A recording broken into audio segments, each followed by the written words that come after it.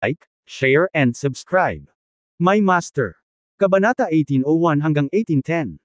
Malakas ang lasa mo. Galit na galit si Yang Yian at sinigawan ang demonyong ibon kaya hindi napigilan ni Mei ang pagtawa. Ang sabi niya, bakit ka nakikialam tungkol sa isang uwak? Nakikita ko na ang uwak na ito ay may ilang mga problema. Hayaan mo na lang ito hanggat hindi ito magkamali. Sa mga mata ni Mei, galit na galit si Yang sa mga sandaling iyon. Huff! Huminga ng malalim si Yang Yian. Alam din niya na ang problemadong ibong ito ay may problema sa utak at ipinanganak na isang chatterbox. Magagalit siya na mamamatay siya kapag pinagkaguluhan niya ito. Dapat lang na hindi niya ito pinansin. Natatakot siya na baka masiraan siya ng loob ang problemadong ibon. Nang marinig ng Magic Bird na nagsasalita para dito si Sister Mei, agad itong natuwa at sinabing, oh, may matatalinong tao pa rin dyan. Ang maliit na dragon na ito ay matino. Ang katawan ay dragon, ang kaluluwa ay dragon, ngunit ang tunay na kaluluwa ay isang tao. Ang maliit mong gintong dragon na ito ay medyo kawili-wili. Little girl, bibigyan ka ng Birdmaster ng mungkahi. Sa hinaharap, dapat kang magsanay ng higit pa sa pagsasanib ng kaluluwa at tunay na kaluluwa. Bagamat nilinang mo na ngayon ang isang tunay na katawan ng dragon, wala pa ring pagsasanib sa pagitan ng tunay na kaluluwa at ng mahiwagang ibon. Kung patuloy kang ganito, hinding-hindi mo magmamana ang tunay na talento ng Dragon Clan at maaari lamang maging isang peking dragon. Bukod dito, ito ay magiging mas mahirap para sa iyo na magsanay sa hinaharap.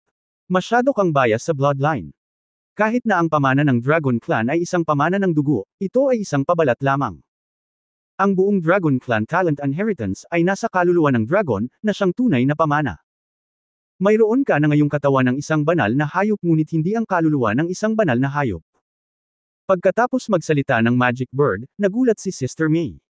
Si Yang Yian ay labis ding nagulat at tumingin sa Diyos at Demon Bird. Hindi niya akalain na may laman pala talaga sa tiyan ang problemadong ibong ito. Inihayag nito ang pagkakakilanlan ni Dower at ang mga katangian ng Fox Clan ng Sky Fox noon. Ngayon ay napakaraming bagay ang nasabi nito kay Sister Mei sa isang hininga, at ang bawat salita ay parang kawili-wili.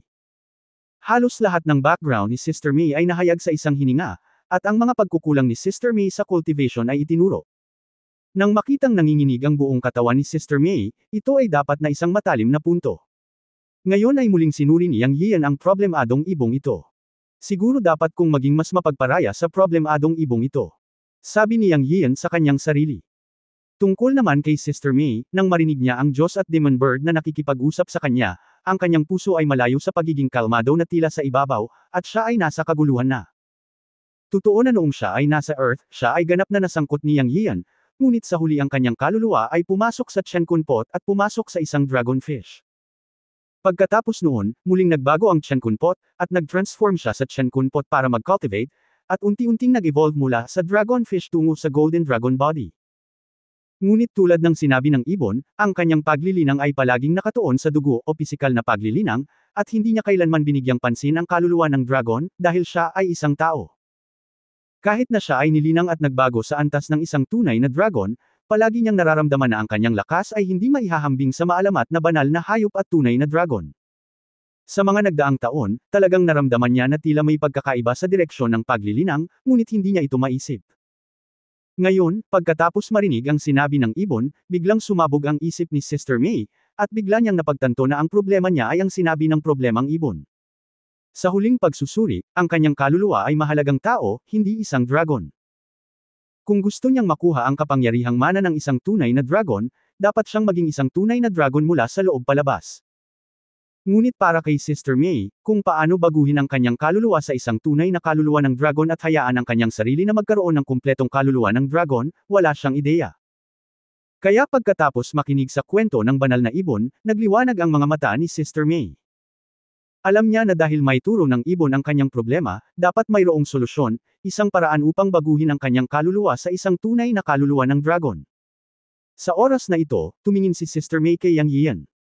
Dahil ang ibong ito ay iniwan kay Yang Yian ng kanyang amo, kung gayon si Yang Yian ang Panginoon. Ito ang pinakamahusay na paraan upang hayaang makausap ni Yang Yian ang problemadong ibong ito.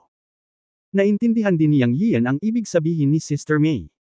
Agad na tiningnan ni Yang Yian ang Diyos at Demon Bird at sinabi, "Uwak, mayroon ka bang paraan upang malutas ang problema ni Sister Mei sa pagbabalik loob ng mga kaluluwa ng dragon?"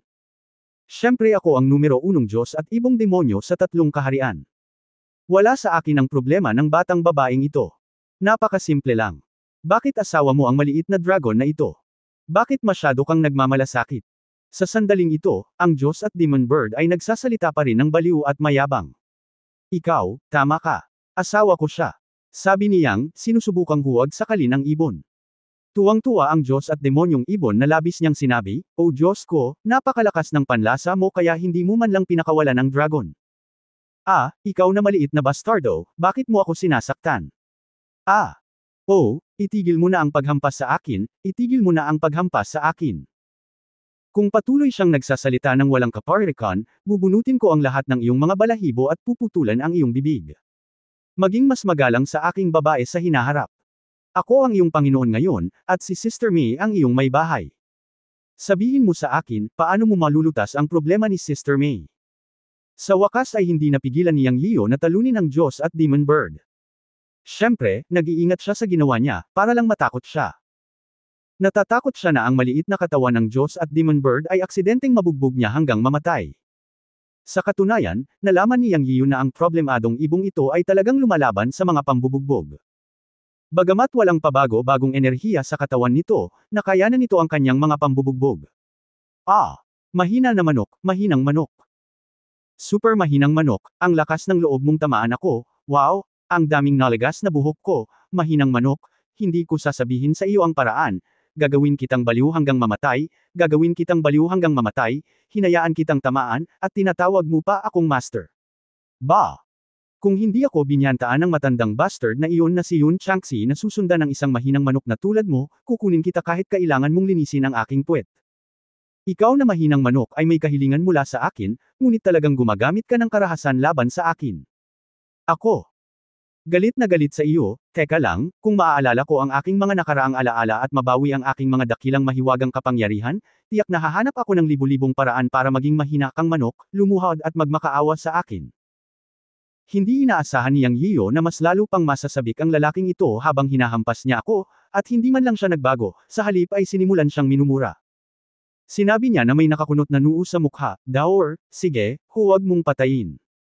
Tumili. Matagal nang ayaw ni Daor sa itim na ibong ito. Nang matapos magsalita si Yang Yian, tumili siya, puno ng pananabik, at tumakbo patungo sa Diyos at Demon Bird. Si Yang Yian ay talagang hindi naglakas loob na talunin ang problemadong ibong ito, natakot siya na hindi niya matulungan ngunit matalo ito hanggang mamatay. Hayaang kumilos si Daor. Ang dalawa sa kanila ay magkapareho ang laki, angkop. Ah! Mahinang manok. Mahina. Huwag mong bunutin ang aking mga balahibo. Maliit na mink, gaano ka pa? Ang aking mga balahibo. Huwag mong bunutin ang mga ito. Huminto. Sumuko na ako. Master, hindi na ako nangangahas.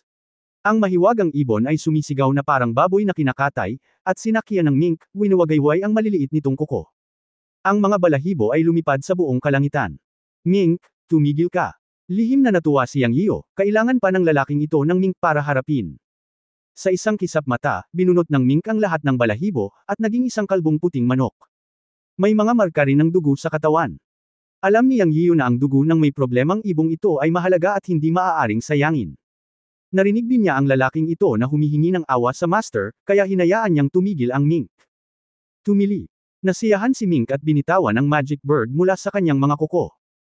Sa sandaling ito, nakita ni Yang Yian na ang Diyos at Demon na ibon ay kalbo, na lubhang nakakatawa, ngunit sa susunod na sandali, nakita ni Yang Yian na ang madilim na mga guhit na lilang sa balat nito ay nasa buong katawan nito, na mukhang napakahiwaga. Pagkatapos ay nakita niyang kumikislap ang mga linya sa katawan nito, at tumubo muli ang mga itim na balahibo, ngunit lumaki lamang ito ng kaunti, tulad ng buhok ng pangsanggol, higit pa o hindi na tumatakip sa katawan, ngunit hindi na lumalaki. Dapat din itong tumagal ng oras. Paano mo ito tatanggapin? Nakangiting tanong ni Yang. Ibinuko ng Diyos at demonyong ibon ang bibig nito at umungal ng galit, mahina ka. Nang makitang magsasalita na muli ang lalaking ito, malamig na bamantong hininga si Yang, Daor. Squeak, napakahusay na nakipagtulungan si Daor. Tanggap ko na, huwag kang sumama, hindi madali para sa akin na magpatubo ng balahibo, ang pakikipagrelasyon ng babae mo, hawakan mo ako, tiyak na aalagaan kita. Natutong maging matalino ang Diyos at ibong demonyo. Haha, kung hindi mo ito masolve, hinding-hindi ka tatubo ng balahibo sa katawan mo, hahayaan kita ni Dower na pangasiwaan ka. Pinaikit niyang ang kanyang mga mata at binyantaan ng Diyos at Demon Bird. Bagamat kumbinsido ang taong ito, patuloy pa rin niyang sinasabi ang parehong lumang catchphrase.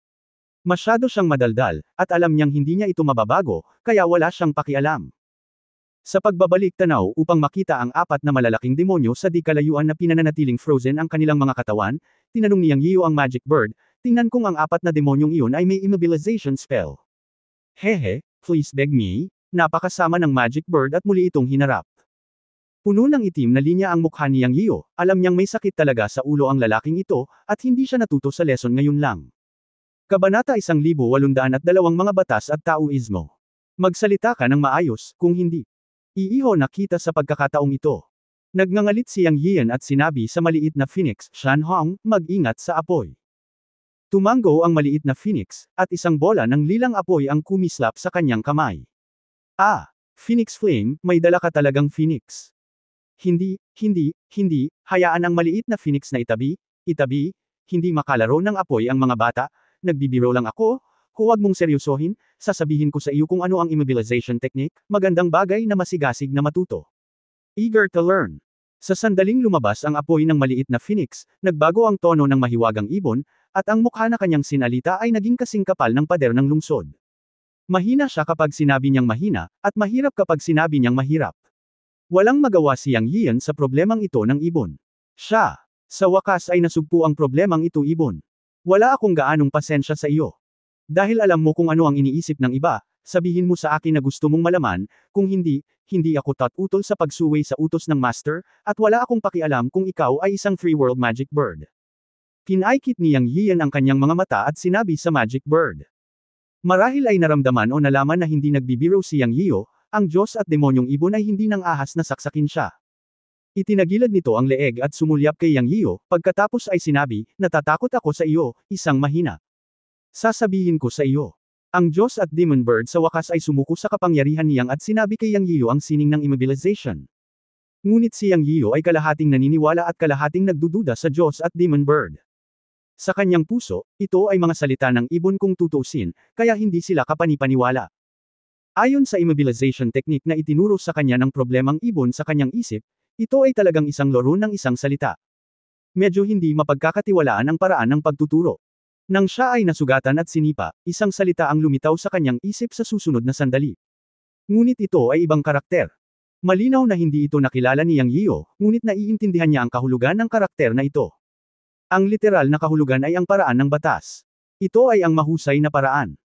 Isang uri ng pag-unawa sa batas ng paraan, hanggat naiintindihan mo ito, maaari mong gamitin ang iyong sarili bilang isang daluyan upang baguhin ang kapangyarihan ng batas sa loob ng isang tiyak na saklaw, at maaari mo ring tipunin ang kapangyarihang ito sa isa o isang bagay upang makamit ang iyong layunin.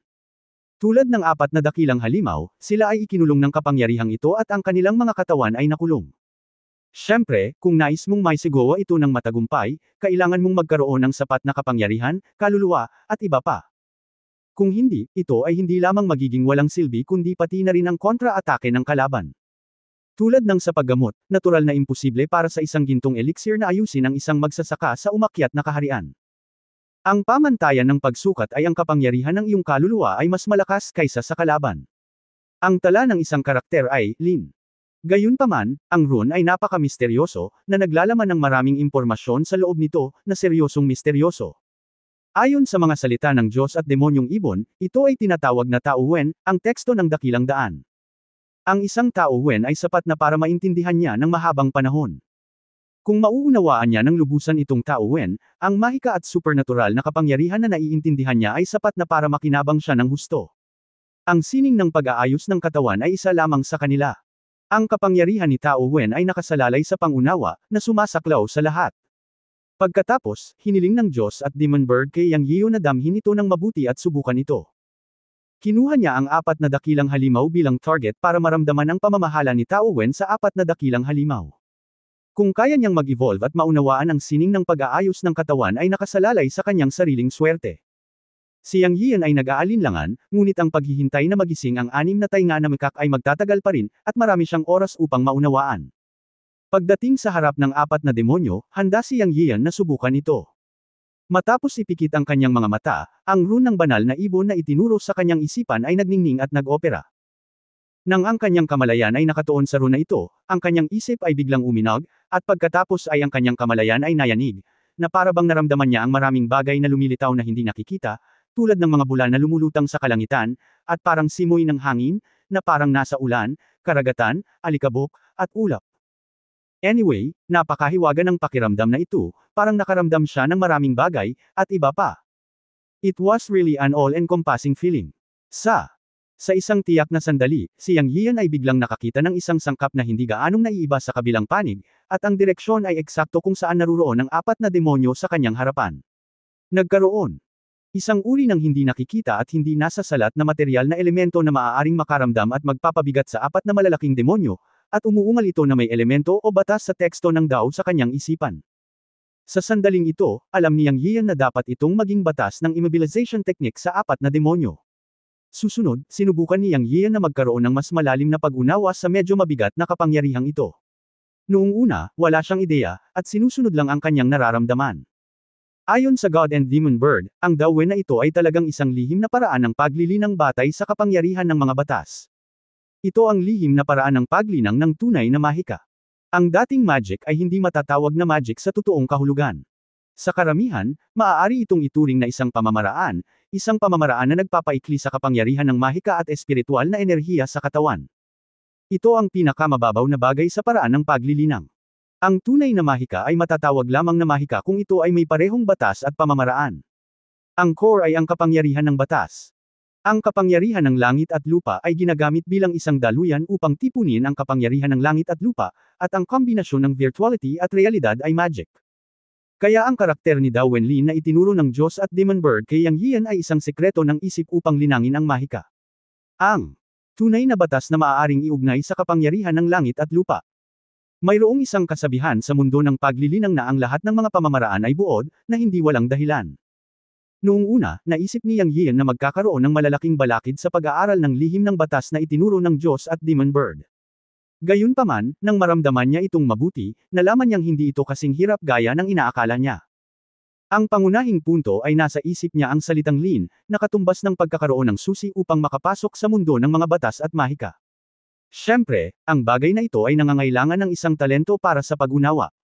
Sa simula, hindi niya alam kung ano ang nararamdaman niya. Ngunit nang maramdaman niya ang kapangyarihan ng 4 na demonyo, agad niyang naunawaan ang prinsipyo na ang lahat ng mga batas ay bumalik sa kanilang pinagmulan, at ito ay parang pagbubukas ng pinto sa isang bagong mundo. Ito ay isang sikreto upang magsanay. Alamin na ang salitang Lin sa kanyang isipan ay isang sikreto ng paglilinang, at ang mga batas na umiiral sa pagitan ng langit at lupa ay katulad ng iba't ibang espiritual na enerhiya ng langit at lupa, ngunit ang mga batas na ito ay kailangan pa ring kumonekta sa mga espiritual na enerhiya ng iba't ibang mga katangian upang magbigay ng mga spelling. Upang maging tumpak. Ito ay Taoismo. Ang tunay na kapangyarihan ng Taoismo. Ang sikreto, ang kapangyarihan ng batas, at ang iba't ibang enerhiya sa pagitan ng langit at lupa ay pinagsama upang bumuo ng Taoismo.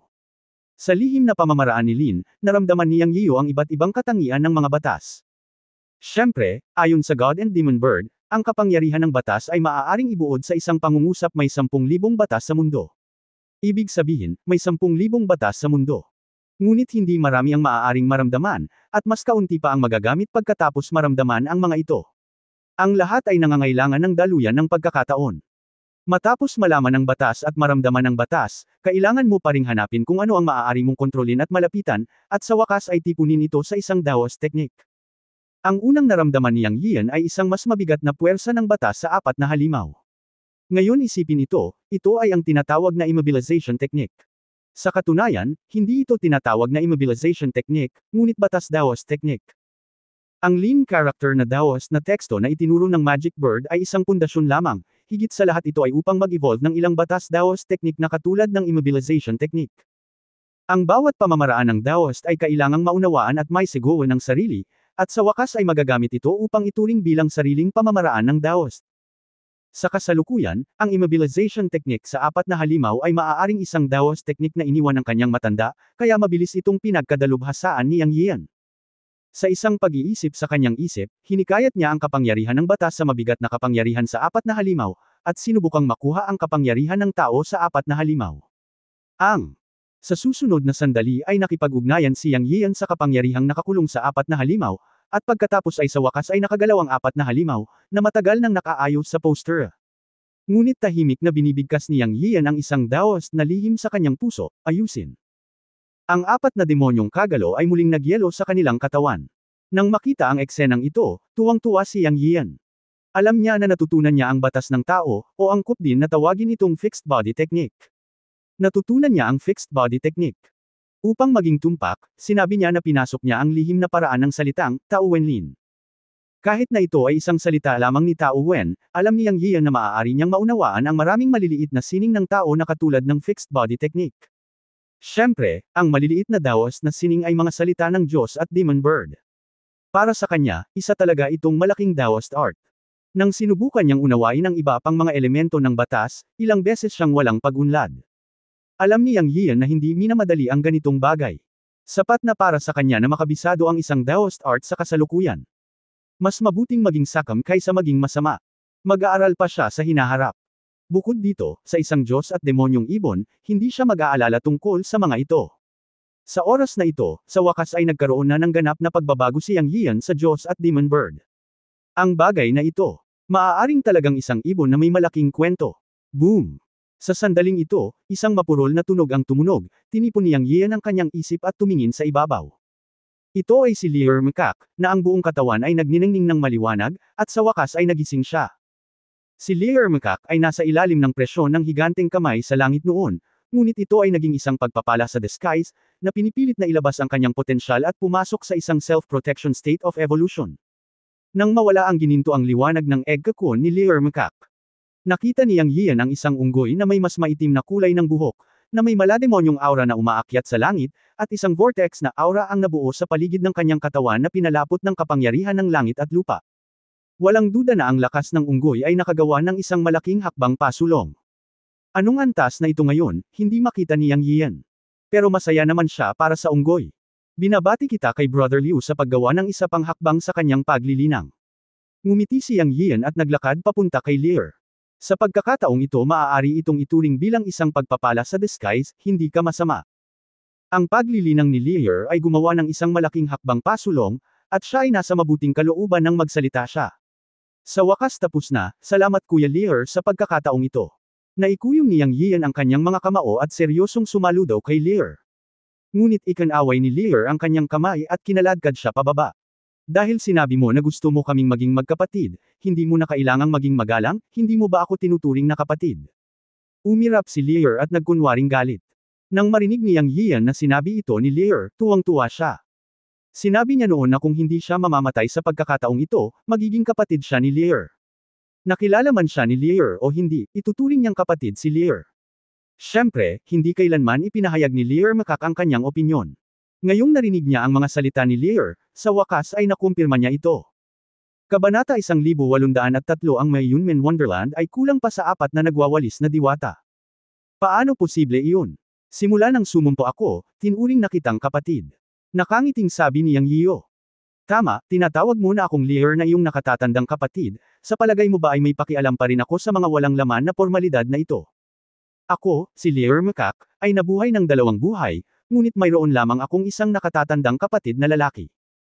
Ngayon, ako, si Lear Macaque, ay sumusumpa sa langit na ikaw, Yang Yiyu, ang aking Lear na kapatid sa buhay at kamatayan, at tayo ay magsasalo-salo sa buhay at kamatayan, at tayo ay magsasalo-salo sa buhay at kamatayan, at tayo ay magsasalo-salo sa buhay at kamatayan, at tayo ay maghahati-hati sa buhay at kamatayan. Magbahagi ng buhay at kamatayan, at magbahagi ng kayamanan at kapahamakan. Sa araw na ito, ang isang lalaki at isang Macaque ay nanumpa sa langit sa tuktok ng kataas-taasang bundok at naging magkapatid. Natapos ang panunumpa, nagkatinginan ang dalawa at nagtawanan. Ang tawa ni Yang Yiyo ay puno ng sikat ng araw. Ngunit may bakas ng halos hindi mahahalata na kalungkutan sa pagtawa ng unggoy na may 6 na tainga. Sa pagtingin sa langit, ang 6 na tainga na Macaque ay lihim na nagsabi sa kanyang puso, kapatid, mayroon pa akong isa pang kapatid sa mundong ito mula sa iyo. Pagkatapos tumawa, pinag-isipan ito ni Yang Yian at sinabi sa matching na may 6 na tainga, Brother Lear, may sasabihin ako sa iyo. Ano ito? Sabi ng 6-eared Macaque. Maraming taon na ang nakalilipas, nanumpa din ako ng kapatiran na may puting unggoy sa maliit na mundo. Bai Chi ang pangalan niya. Bagamat nanumpa na kami ng magkapatid ngayon, gusto kong sabihin na kapatid din natin si Brother Bai Chi. Siya ang panganay na kapatid. Kapag nahanap ko na siya sa hinaharap, ang ibig kong sabihin ay si Kuya Bai Chi pa rin ang magiging panganay nating kapatid. Sa tingin mo ba ito ang magiging kapatid natin? Walang mga pakinabang si Yang, ngunit pinahahalagahan niya ang pagkakaibigan at pagmamahal. Hindi niya kailanman nakalimutan ang pamilya ng puting unggoy na si Bai Chi at hinahanap niya sila, ngunit walang balita. Nang marinig ng anim na tainga na mikak si Yang Yiyo na nagsasalita tungkol kay Bai Chi, nagliwanag ang kanyang mga mata at sinabi niya ng may paghanga, ganito dapat ang kaso, ngunit sa sinabi mo, sinong kapatid na si Bai Chi ang wala rito?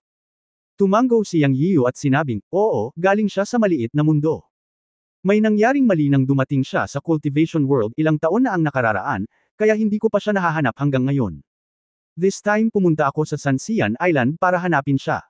Maikli niya. Sinabi sa unggoy na may anim na tainga tungkol sa mga sama ng loob sa kanyang Taishuan sect noong nakaraan.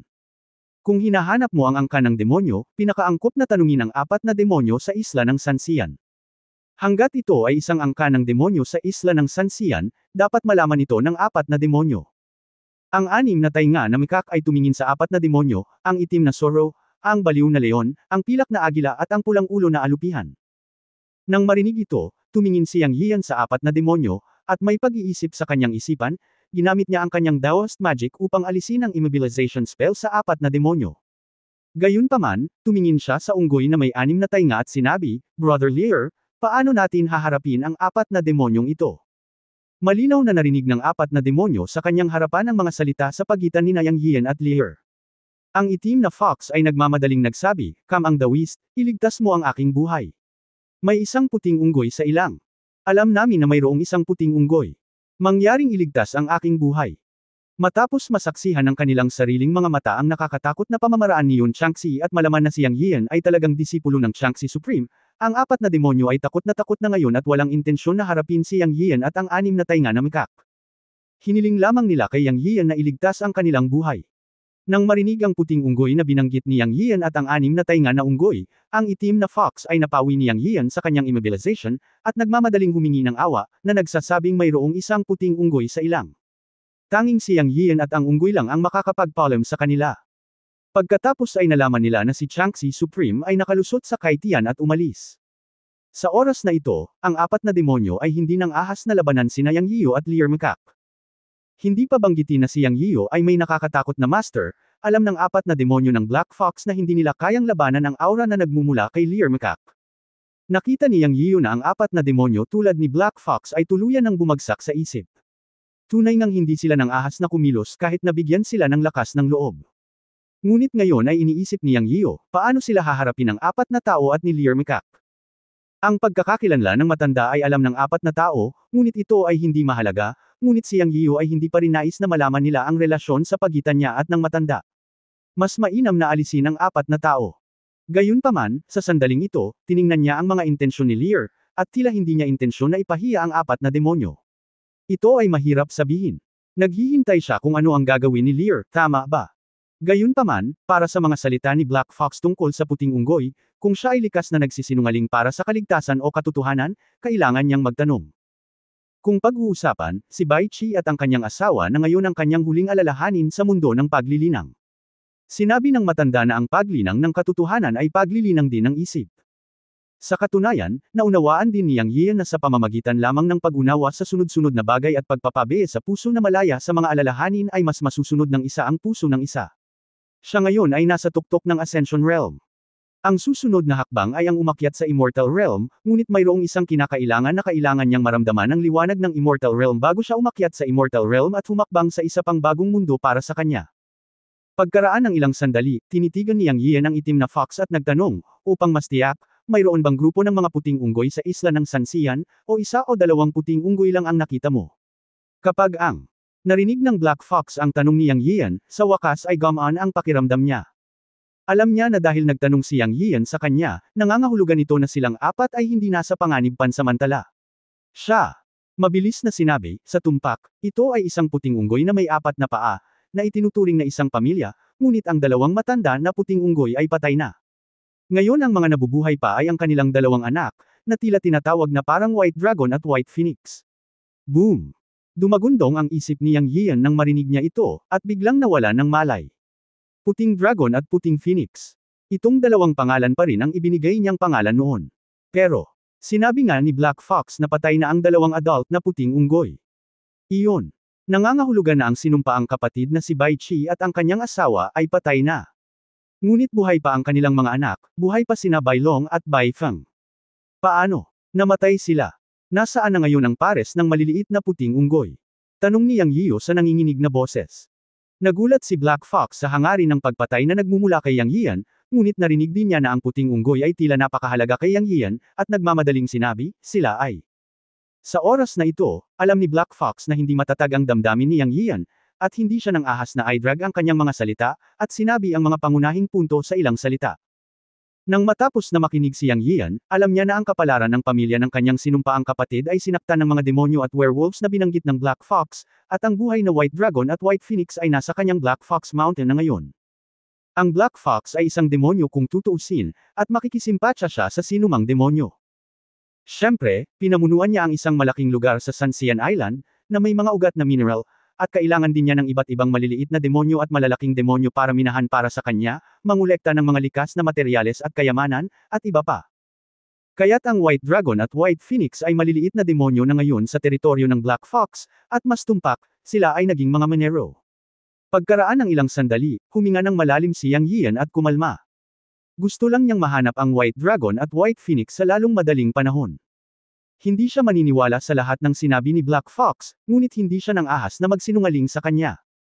Pagkatapos ay tumingin si Yang Yian kay Lear Makak at sinabing, Brother Lear, paano natin haharapin ang apat pa? Ikaw ang magdesisyon. Bagamat daan-daang taon na nila akong hinahabol, ang dahilan ay ninakawan ko ang mga kayamanan sa kanilang kuweba, kaya mabilis na nakabawi ang aking pagtatanim. Sa katunayan, may utang ako sa kanila, kaya hayaan mo na sila. Napakalinaw ni Lear tungkol sa pasasalamat at sama ng loob. Bagamat daan-daang taon na siyang nakagapos sa apat na halimaw, pinabayaan niya ang mga ito sa huling sandali. Tulad ng sinabi mismo ni Lear, ang kanyang kasalukuyang pagbawi sa paglilinang ay hindi mapaghihiwalay sa apat na halimaw. Kahit anong sama ng loob ang umiiral sa gitna, halata ang katotohanan. Okay, sa kasong ito, maaari kong lampasan ang apat na halimaw, ngunit kulang pa ang aking Yunmen Fairyland sa apat na nagwawalis na engkanto. Kailangan mo pa ring tiisin ang karma sa pakikipaglaban sa ating mga kapatid sa pagkakataong ito, kaya gusto mo ba akong hawakan? Si Yang ay may mas malinaw na pakiramdam ng pasasalamat at sama ng loob, at hindi ito madaling lampasan. Ang mga paglilinang ng apat na demonyo ay nasa antas ng nakakalat na walang kamatayang mga ninuno. Walang demonyong ganoon kalakas sa Yunmen ng kanyang cultivation world. Kung maaari, natural na gusto niyang tanggapin ang apat na demonyo at hayaan silang bantayan ang gate ng Yunmen. Nang marinig ng apat na Black Fox na demonyo ang sinabi ni Yang Yiyo, natural nilang naintindihan ang ibig sabihin ni Yang Yiyo. Ito ay upang pagkaitan sila ng kanilang kalayaan. Ngunit, ano ang magagawa nila? Ang sitwasyon ay mas malakas kaysa sa tao. Si Yang at ang unggoy ay naruroon, at si Yun Changxi ay ang Panginoon ni Yang Yiyo. Ang apat na Black Fox na demonyo ay hindi nang ahas na gumalaw. Kung hindi sila pumayag, alam ng apat na Black Fox na demonyo na maaaring patayin sila ni Yang. Yung mga maaaring linangin sa kanilang antas ay natural na hindi mga simpleng tao, at sila ang pinakamaalam. Pagkatapos ay nagkatinginan ang apat na demonyong itim na fox, at sa sumunod na sandali ay sabay silang lumuhad sa lupa at nagsabi, handa kaming maglingkod sa Panginoon, at handa kaming linisin ang mundo para sa Yunmen at bantayan ang tarangkahan ng Fairyland. Mangyaring tanggapin ang aming mga espiritu. Pagkatapos magsalita, isang patak ng life essence ang lumipad mula sa mga kilay ng apat na demonyo at lumipad patungo kay Yang Yiyo. Ito ang buhay ng apat na halimaw, nakatumbas ng ganap na pagsuko ng kanilang buhay kay Yang Yian. Ito talaga ang gusto ni Yang. Sa isang pag-iisip, inipon niya ang lahat ng asensya at dugo ng apat na halimaw sa kanyang katawan. Sa susunod na sandali, nagkaroon siya ng koneksyon sa apat na halimaw at nagkaroon ng kapangyarihang kitilin ang kanilang buhay sa isang sandali. Bumangon ka, dalhin mo kami para hanapin ang puting unggoy. Ikanaway ni Yang Yian ang kanyang kamay at sinabi. Sa oras na ito, ang anim na tainga na makakay nagsabi, Yanzi, kailangan kong bumalik sa Fairyland. May ilang mga bagay na dapat kong gawin. Ngayong naiintindihan na ang usapin ng Sanxian Island, natatakot ako na walang sinuman sa mundo ng paglilinang ang maaaring makasakit sa iyo sa iyong kasalukuyang antas ng pagtatanim. Magpaalam na tayo, mga kapatid, at magkita-kita tayo sa lupain ng diwata. Natigilan si Yang Yian. Alam niyang aalis si Lear, pero hindi niya inaasahan na ganoon ka-urgent.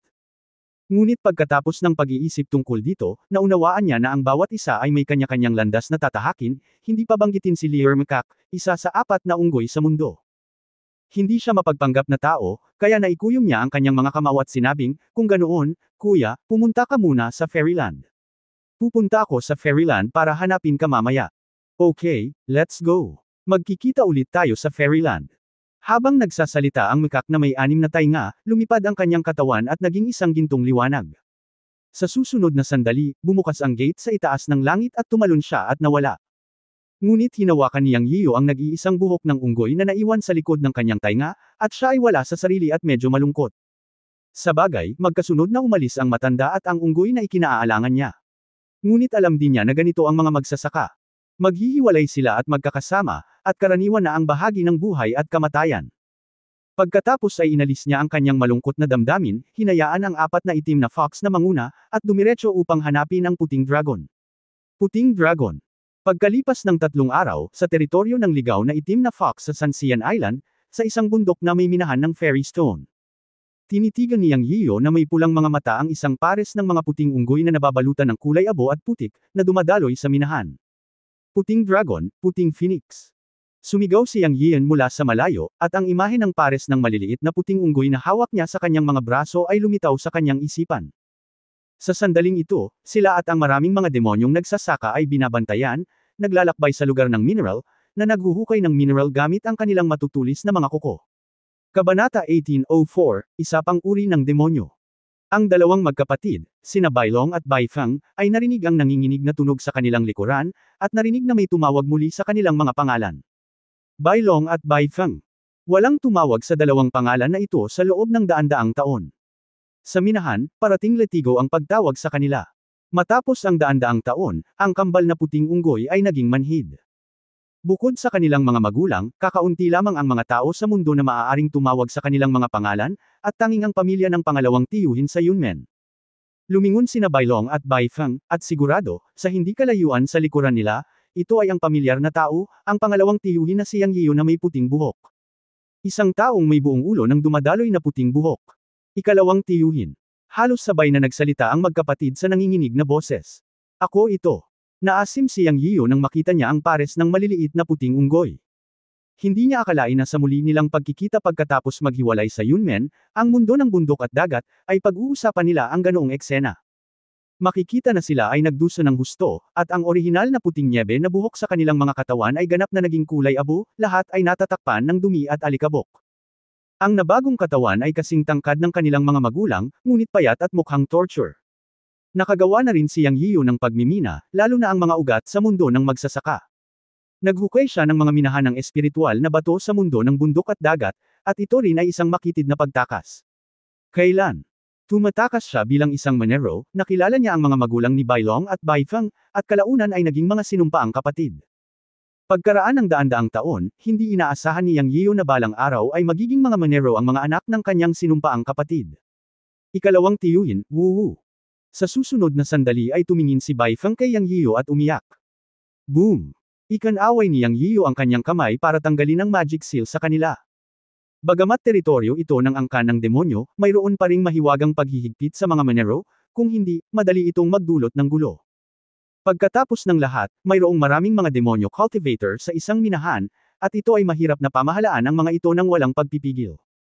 Muling iwinagayway ni Yang Yiyo ang kanyang kamay kina Bailong at Baifeng, at ang batas ng Taoismo at swerte ay pinalapot ang elemento ng tubig sa hangin upang hugasan ang dumi sa kanilang mga katawan. Sa sumunod na sandali, ang dalawang puting unggoy, ang White Dragon at White Phoenix, ay naging mga batang lalaki at babae na 17 o 18 taong gulang, pareho silang gwapo. Ito ang unang pagkakataon na nakita ni Yang Yiyo ang hitsura ng White Dragon at White Phoenix sa kanilang pagbabagong anyo. Noong nasa Mountain and Sea Realm sila, hindi pa sila nagbabagong anyo bilang tao. Tapos isang family reunion scene. Si Sister May at Black Fox at ang iba ay nakatayo sa malayo at nagmamasid. Ang pinakanahirapan ay si Black Fox. Dahil ang minahan na ito ay nasa ilalim ng kanyang jurisdiction, ngunit ang Black Fox ay walang ideya tungkol sa pagkuha ng puting unggoy. Ito ay ang malaking halimaw sa plaza na pinamamahalaan ng kanyang mga nasasakupan. Napag-usapan lamang niya ang tungkol sa puting unggoy nang siyasatin niya ang minahan noong taong iyon. Dahil bihira ang Snow White White Ape Race, nagkaroon siya ng impresyon, kung hindi ay matagal na niyang nakalimutan ito. Pero ngayon, sa pagtingin sa relasyon ni Yang Yiyo at ng pares ng maliliit na puting unggoy, palaging natatakot si Black Fox na ilalabas ni Yang Yiyo ang kanyang galit sa kanya.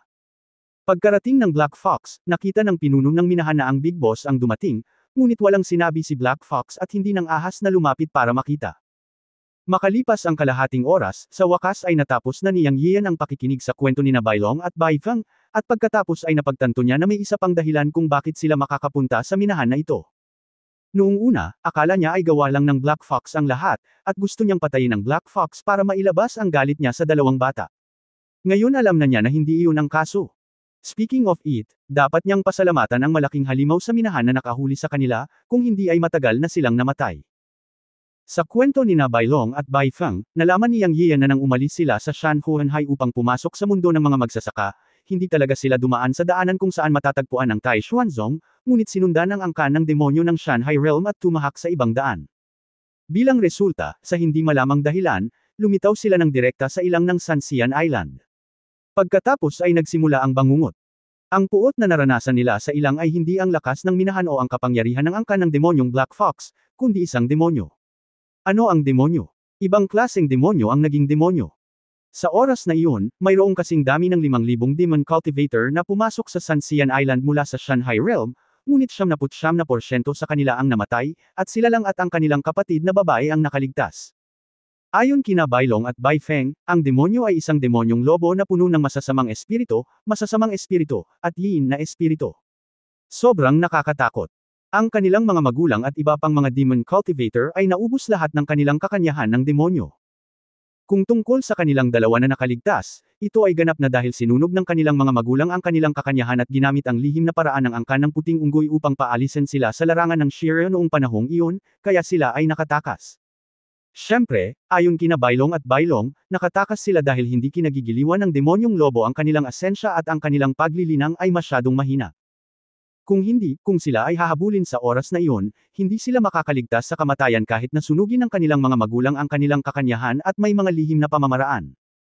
Pagkatapos nito, tumakas ang magkapatid, ngunit nahuli ng malaking demonyo sa ilalim ng itim na fox at dinala sa minahan dito, naging mga Monero sa loob ng daan-daang taon. Ang isa pang punto ay sinabi ni Bailong na naramdaman niyang muli ang hininga ng demonyong lobo at nakarating sa paligid ng minahan, ngunit kalaunan ay umatras sa hindi malamang dahilan. Ngayon sa tingin ko ay ayaw ng Demon Wolf na masangkot sa Black Fox, kaya hindi niya inatake sina Bailong at Bai Feng na tumakas sa minahan. Kaya pagkatapos magsalita tungkol sa minahan, protektado siya. Tito, ipaghiganti mo ang aking mga magulang. Sa sandaling ibuka ni Bailong ang kanyang bibig, sumunod si Bai Feng at lumuhod kay Yang Yiyo.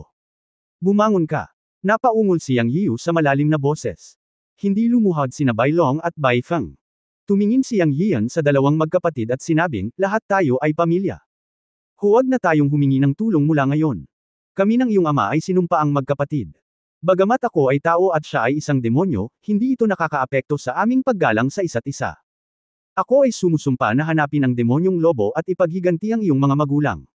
Salamat po, Tito. Susunod po kami sa mga ayos nyo. Alam ng dalawang maliliit na puting unggoy na mula sa sandaling ito, sa wakas ay nakalaya na sila. Matapos maunawaan ang sitwasyon, pinaikit ni Yang Yiyan ang kanyang mga mata, tumalikod at itinuon ang kanyang mga mata sa itim na fox. Sa sumunod na sandali, bago makapagsalita si Yang Yiyan, nanginginig ang itim na fox at lumuhod, na nagsasabing, Guro, pakisuyong unawain. Ang maliit na Zoro ay hindi alam ang tungkol sa puting unggoy. Ang mga nasasakupan ko ang gumagawa ng gawain ng paghuli sa mga nagsasaka ng demonyo at pagmimina. Ang mga nasasakupan ay walang pakialam sa mga minahan. Mangyaring maunawaan. Pagkatapos magsalita ng Black Fox, bumagsak ang ulo niya sa lupa. Bumangon ka, alam ko ang tungkol sa bagay na ito. Si Bailong at Bai Feng ay mga pamangkin ko. Ilang daang taon na silang nagagalit. Hindi natin ito mapapabayaan. Naiintindihan mo ba ang ibig kong sabihin? Pinaikit ni Yang Yiyan ang kanyang mga mata at nagsalita. Oo, naiintindihan ko. Guro, mangyaring makatiyak na ang Black Fox ay tiyak na magbibigay ng paliwanag kina Master Bailong at Miss Bai Feng. Nakahinga ng maluwag si Black Fox at mabilis na nagsalita. Pagkatapos ay tumayo siya at nawala sa isang iglap. Sa susunod na sandali, patuloy na umalangaw ang mga hiyawan sa paligid. Napatay pala ni Black Fox ang lahat ng subordinate sa buong minahan sa isang hininga. Hindi siya pinigilan ni Yang Yian at hinayaan si Black Fox na patayin ang lahat ng kanyang mga demonyong cultivator. Sa anumang kaso, sina Bailong at Bai Feng ay nagdusa dito sa loob ng daan-daang taon. Ayon sa protective personality ni Yang, dapat magkaroon siya ng pagkakataong ilabas ang kanyang galit. Kung hindi siya tinawag ni Black Fox para ibigay sa kanya ang kanyang blood essence, pinatay niya muna si Black Fox. Pagkalipas ng ilang minuto, dumating si Black Fox na may dugo sa buong katawan at tumayo sa harap ni Yang Yian, nagulat pabalik. Isara mo ang minahan at palayain ang lahat ng mga demonyong magsasaka at manero, kasama na kayong tatlo. Tandaan, lahat ng minahan sa inyong nasasakupan ay pareho. Ayaw ko sa pagmimina. Seryosong wika ni Yang. Sa katunayan, siya ay nakuha ng isang tao upang magtrabaho bilang isang manero. Kaya siya, may anino sa kanyang puso. Tao man o demonyong nagtatanim, pareho silang lahat sa mata ni Yang. Oo, tatandaan namin ang mga tagubili ng master at agad naming tatanggalin ang lahat ng mga minahan sa ilalim ng aming jurisdiction. Mabilis na nagsalita ang apat na demonyo. Ang kapalaran nilang apat ay nasa kamay na ni Yang Yiyo, at tiyak na susundan nila si Yang Yiyo upang lisanin ang isla ng Sansian. Walang kwenta ang pag-iingat ng mga minahan. At saka, walang mahuhukay na immortal na bato, kaya buwagin na natin. Si Yang Yiyo ay lubos na nasisiyahan sa ugali ng apat na demonyo. Pagkatapos tumango, nagtanong siya, kilala mo ba ang Demon Wolf? Sa lalong madaling panahon. Ang mga salitang ito ay lumabas, ang apat na demonyo ay nagulat lahat, at ang kanilang mga mata ay puno ng takot. Nang makita ang eksenang ito, alam ni Yang Yiyo na alam ito ng apat na Black Fox na demonyo. Oo nga, pagkatapos magtinginan ang apat na halimaw, ang itim na Zorro ang nagsalita. Sa pag-uulat sa Master, alam namin na ito ay bawal sa kailaliman ng ilang ng Sansian Island. Ito ay isang alternatibong halimaw na lumalaban sa mga sinaunang halimaw sa kailaliman ng ilang. Ngunit ang lugar na iyon ay selyado na mula pa noong kasaysayan ng Sansian Island. Usap-usapan na ang Supreme Monster ng Monster Clan ay napigilan. Gayunpaman, sa kasaysayan, paminsan-minsan ay may mahiwagang enerhiya na lumalabas, lumalamon sa mga halimaw sa ilang o mga nagsasaka ng halimaw, at nagiging mas asama at malalakas na halimaw. Ang halimaw na lobo na binanggit mo, ang Master, ay dapat na sanhi ng pagtagas ng magic energy sa lugar na iyon, at ang pagkakaroon ng aming apat na puwersa ay upang bantayan ang Demon Valley. Ito ay isang panuntunang ipinasa mula sa henerasyon hanggang sa henerasyon, ngunit mula noong 10,000 taon na ang nakalilipas, hindi namin binigyang pansin ang Demon Valley. Bakit wala kang pakialam? Tanong ni Yang Yiyo sa malalim na boses. Dahil marami sa ating mga ninuno ang namatay doon, at sa tuwing tumutulo ang enerhiya ng demonyo, maraming demonyo ang namatay. Tayo, kaming apat ang huling linya ng kadugo ng kani-kanilang tribo. Hindi namin gustong lipulin ang aming mga tribo. Bukod dito, ang enerhiya ng demonyo ay hindi lalabas sa Demon Valley. Hanggat walang papasok na Demon Cultivator. Ayos lang. Wala pa akong narinig na demonyong lobo na binanggit mo.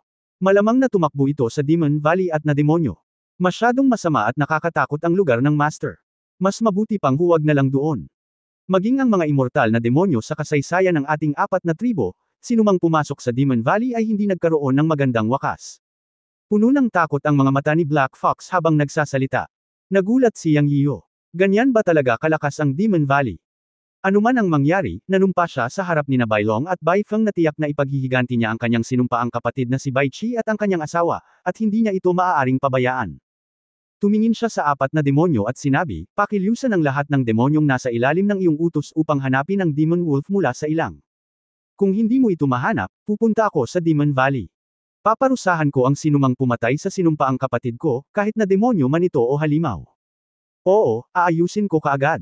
Sabay-sabay na sagot ng apat na demonyo. Makalipas ang isang buwan, pinakilos ng Black Fox, Crazy Lion, Silver Eagle at Red-Headed Centipede ang lahat ng demonyo sa ilang ng Sansian Island. Hinukay nila ang halos buong ilang na 3 talampakan ang lalim ngunit wala silang mahanap na balita tungkol sa Demon Wolf. Siyempre, may isang lugar lang na hindi pa nila napupuntahan, at iyon ay ang Demon Valley. Kaya nagpa siya si Yang Yiyo na pumunta sa Demon Valley. Gusto niyang makita kung ano ang kaya ng mga demonyong naging demonyo, o kung anong uri ng lugar ang Demon Valley. Kabanata 1805, ang magkaparehong Demon Suppressing Altar.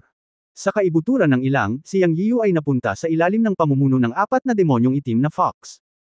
Maliban sa Magic Bird, lahat ng iba pa sa tabi niya ay inilagay sa Chenkun Pot Space para sa kaligtasan. Papalapit dito ay isang hindi kilalang lugar. Maging ang 4 na Black Fox na demonyo na nagbabantay sa Demon Valley sa loob ng maraming henerasyon ay nagbabago ng kulay kapag pinag-uusapan ang Demon Valley. Kaya't kailangang isaalang-alang ni Yang Yiyo ang kaligtasan ng lahat. Tungkol naman sa Magic Bird. May layunin siyang nahayaan siyang manatili sa kanyang balikat. Bagamat daldal ang lalaking ito at minsan may problema sa utak, sabi nga ng matanda, ang problemang ibong ito ay may laman sa tiyan. Kaya pinakaangkop na dalhin ang problemang ibong ito sa hindi kilalang Demon Valley. Kung mayroon man, maaari siyang magtanong at magpaalala sa kanya. Hindi man mahina ang kanyang lakas ngayon, pagkaalis ng matanda, nawalan siya ng pinakamalaking suporta at hindi naglakas loob na gumawa ng anumang bagay ng padalos-dalos. Siyempre, mayroon pa ring Black Lotus sa dagat ng Kamalayan, ngunit ang Black Lotus ay natural na walang laban sa matanda. Matapos magising si Black Lotus sa pagkakataong ito, nabawi lamang nito ang ilang alaala ng nakaraang buhay at alam ang ilang pamamaraan, ngunit sinisipsip pa rin nito ang kapangyarihan ng kanyang kaluluwa sa dagat ng Kamalayan at umaasa sa pagpapakain ng kanyang kaluluwa. Ito ay malayong maabot ang antas ng unang Black Lotus sa prehistoric world. Malayo ang pagkakaiba, at limitado ang kapangyarihang makakatulong sa kanya. Sa paghusga mula sa labanan sa Supreme Mountain sa pagkakataong ito, kung tutulong ang Black Lotus, haharapin lamang niya ang ika-6 na turn pick ng Luz Immortal sa tulong ng Black Lotus. Walang paraan upang harapin ang mas mataas. At ang pinakamalaking disbentaha ay ang kapangyarihan ng Black Lotus ay maaari lamang niyang hiramin, at ang Black Lotus ay hindi maaaring hilingin sa matanda na direktang gamitin ang kanyang katawan upang direktang lumaban. Mayroong pagkakaiba sa pagitan ng pangunahin. At ang pangalawa. Kaya, hindi tanga siyang na gumagawa ng mga bagay ng walang sukat. Guro, ito ang Demon Valley. Nanguna si Black Fox sa harapan at huminto sa isang canyon. Tumango si Yang Yiyo, nakatingin sa isang lugar na parang ordinaryong lambak, na may malalagang bundok, ngunit medyo mali ang pakiramdam. Palagi kong nararamdaman na sobrang dilim. Anong pinagkaiba dito? Tanong ni Yang Yiyo kay Black Fox. Guro, walang mga nilalang na malapit sa Demon Valley kapag weekdays. Siguro naramdaman mo rin na napakakulimlim ng kapaligiran dito. Para sa mga normal na nilalang, lahat sila ay tinatanggihan ng madilim na pakiramdam na ito. Mukhang wala, ngunit pagkatapos na makapasok sa lambak, magkakaroon ng masasamang espiritu, demonyong espiritu, puot, at paniniil. Sa madaling salita, ito ay napakadilim at hindi komportable.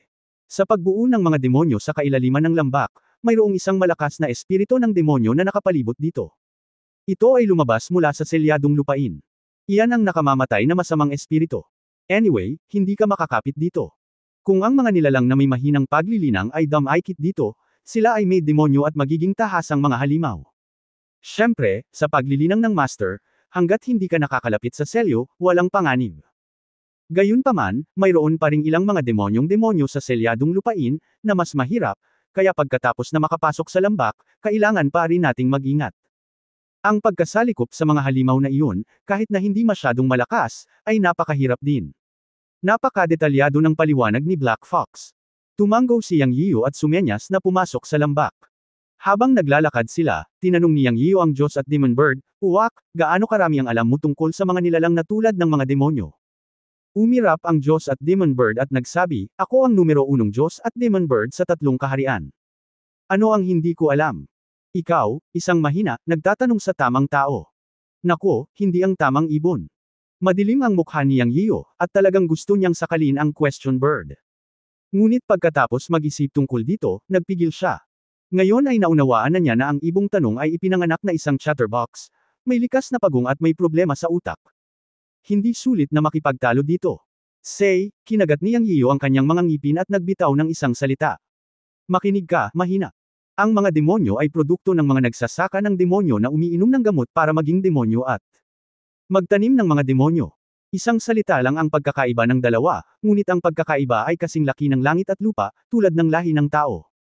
Ang pagbabagong anyo sa isang demonyo ay pasibo, habang ang paglinang ng mga demonyo ay aktibo. Ang mga demonyong nababago ay kadalasang nawawalan ng kanilang kamalayan sa sarili, at maaaring na-asimilasyon at pinalitan ng mga demonyo, o bumuo ng isang ganap na bagong kamalayan, na lubos na masama, at ang ilan ay magiging ganap na mga demonyong halimaw ng walang pag-iisip sa sarili. Sa kabilang banda, ang mga naglilinang ng mga demonyo ay maaaring gumawa ng kanilang sariling mga pagpipilian at magkaroon ng mga espesyal na kasanayan sa mahika upang sanayin. Sa ganitong mga kaso, sila ay madalas na may kamalayan sa sarili at hindi maaapektuhan ng demonyong enerhiya. Bilang Para sa mga demonyo, mas nakakatakot ang human magic mo, dahil ang mga demonyo mismo ay may mga bentahe sa tao in terms of strength, physical body, etc. Kaya mas makapangyarihan ang mga demonyong na demonyo. Isa pa, mas mamamatay tao ang mga demonyo, kaya mag-ingat ka sa pagpasok mo, ayokong madamay ka. Ang Diyos at demonyong ibon ay hindi magalang. Bagamat nagalit si Yang Yiyo, napigilan lang niya ito. Matapos makapasok sa Demon Valley, marami pa siyang bagay na dapat ikonsulta sa problemang ibong ito. Bagamat ang walang utak na problemang ibong ito ay may sirang tuka at walang aktwal na lakas sa pakikipaglaban, nalaman ni Yang Yiyo na mayroon talaga itong kung ano sa tiyan nito at tila maraming alam tungkol sa mundo. Pag-usapan ang ilang praktikal na bagay. Mayroon bang anumang paraan upang harapin ang mga demonyo o demonyong aura? Tanong ni Yang Yiyo. Hehe, please beg me, nagsimula na namang magmura ang Diyos at Demon Bird. Si Yang Yiyo ay ganap na hindi nakaimik. Siya lang. Hindi pinansin ang idiot na ito at naglakad pasulong. Pagpasok sa Demon Valley, talagang ibang-iba ito sa kapaligiran ng Demon Valley na inilarawan ng Black Fox. Walang kamalay-malay, ito ay magdudulot ng inis sa mga tao. Ngunit nang ginamit ni Yang Yiyan ang Chenkun Creation Technique, ang mapusok na mood na ito ay unti-unting hamupa. Isang malaking altar ang lumitaw 100 milya sa Demon Valley. Ngunit nabigla si Yang Yiyan nang makita niya ito. Dahil nakakita siya ng ganoong altar. Nang hanapin niya si Zhao Nan at iba pang mga babae, nakita niya ang gayong altar sa Wujian Valley. Kaya lang walang immortal na supilan ang demonyo. Nang maglaon, kumilos ang matanda at binayaran ang halaga ng pagtulog sa loob ng maraming taon upang patayin ang pinigilan na kaluluwa ng demonyo doon. Hindi ko inaasahan na makikita ko ulit ang parehong altar dito ngayon. Walang alinlangan na ang buong demonyo ay pinigilan dito. Hindi nakakagulat na sinabi ni Black Fox na ang pagtagas ng enerhiya ng demonyo ay maaaring gawing mga demonyong hayop ang mga nagsasaka ng demonyo. Nang pumasok ang ilang tao, biglang nawala ng boses si Black Fox at sinabing, hindi, nasira ang altar. Nagbago rin ang mukha ng 3 pang demonyo sa oras na ito. Bagamat hindi nila binabantayan ang Demon Valley, hindi ibig sabihin na wala silang pakialam. Alam ng lahat kung ano ang ibig sabihin ng nasira ang altar. Ang tunay na demonyo ay pinipigilan dito. Ngayon isipin na binanggit ni Yang Yiyan ang demonyong lobo noon, o ang demonyong lobo na lumamon sa isang pares ng mga puting unggoy na magulang, natatakot ako. Ang demonyo ang sumusupil sa mga demonyo dito. Nai-imagine ko kung anong kahihinatnan ang mangyayari pagkatapos lumabas ang pinigilan na demonyo. Ang mukha ni Yang Yiyan ay sobrang solemn na din. Ang inaalala niya ngayon ay kung may koneksyon ba ang demonyong pinigilan dito sa demonyong gusto talaga ni Wujian Valley noon. Kung may. Kung gayon ito ay magiging isang malaking problema. Ang demonyo ng Wujian Valley ay pinakawalan niya, ngunit pagkatapos ay inalis niya ito. Kung may koneksyon man dito sa demonyo, sa estilo ng angka ng demonyo, siguradong gag-antay sila. Hiniling niya sa 4 na Black Fox na demonyo na hanapin ang buong Sanxian Island, ngunit walang bakas ng demonyong lobo. Ngayon pagdating nila dito, nalaman nilang nasira ang altar. Isa lang ang ibig sabihin nito. Ang pinigilan na demonyo ay maaaring nag-transform sa isang demonyong lobo at pagkatapos ay umalis sa isla ng Sanxian. Saan kaya siya pupunta? Ito ay walang iba kundi ang mundo ng paglilinang, tama. Kung pupunta siya sa mundo ng paglilinang, kung gayon. Nagulat si Yang Yiyan at sinabing, bumalik ka agad sa mundo ng cultivation. Ang demonyong lobo na iyon ay malamang na mag-higanti sa aking Yunmen Fairyland. Ang dahilan kung bakit sinabi niya ito ay isa ring may basehang haka-haka. Dahil ang altar na nagsusupol ng demonyo sa kanyang harapan ay eksaktong kapareho ng altar sa Wujian Valley. Ang kaibahan ay ang siyam na sinaunang immortal ay sumupil sa Wujian Valley noon, habang narito ang 4 na Black Fox na puwersa ng demonyo. Ang kanilang mga ninuno ay may pananagutan sa pagbabantay sa lugar na ito sa loob ng maraming henerasyon, ngunit ngayon ay may problema. Kailangang mag-alala ni Yang Yiyan. Ang pagdating dito ay wala, kinuha ni Yang Yiyan ang 4 na demonyo at mabilis na bumalik sa mundo ng paglilinang. Mula sa oras na umalis siya sa taong iyon, pumunta sa maliit na mundo ng demonyo, at pagkatapos ay sa Sanxian Island hanggang sa kasalukuyan, kinalkula ni Yang Yiyan na mahigit 360 taon na ang lumipas.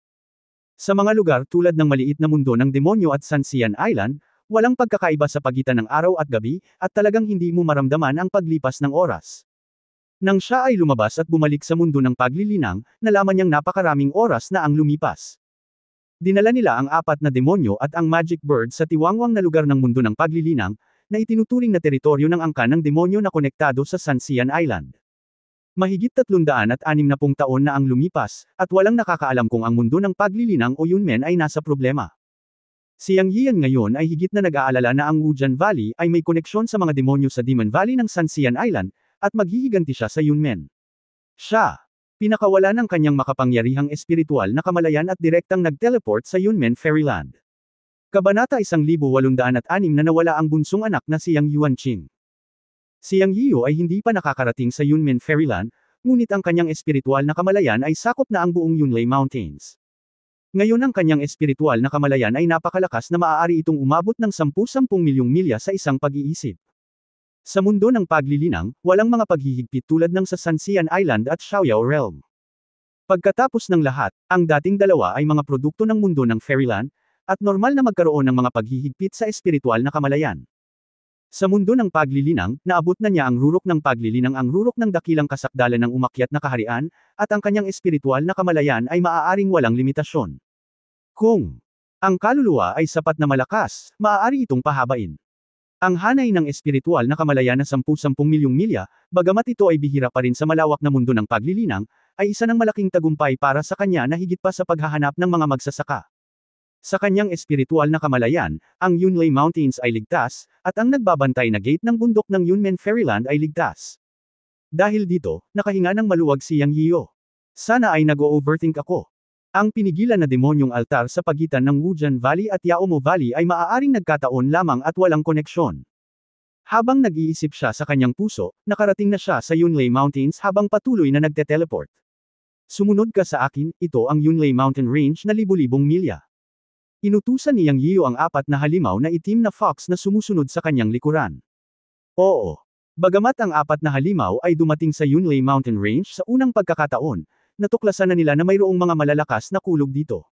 Isang tao at 4 na halimaw ang nagpabalik-balik. Di nagtagal, pinangunahan ni Yang Yiyo ang 4 na halimaw sa gitna ng Leon Mountain Range, ang gate ng Yunmen Fairyland. Little bastard, ito ba ang sekta na itinatag mo? Ang Diyos at Demon Bird ay tumingkayad sa balikat ni Yang Yiyo at nagsalita.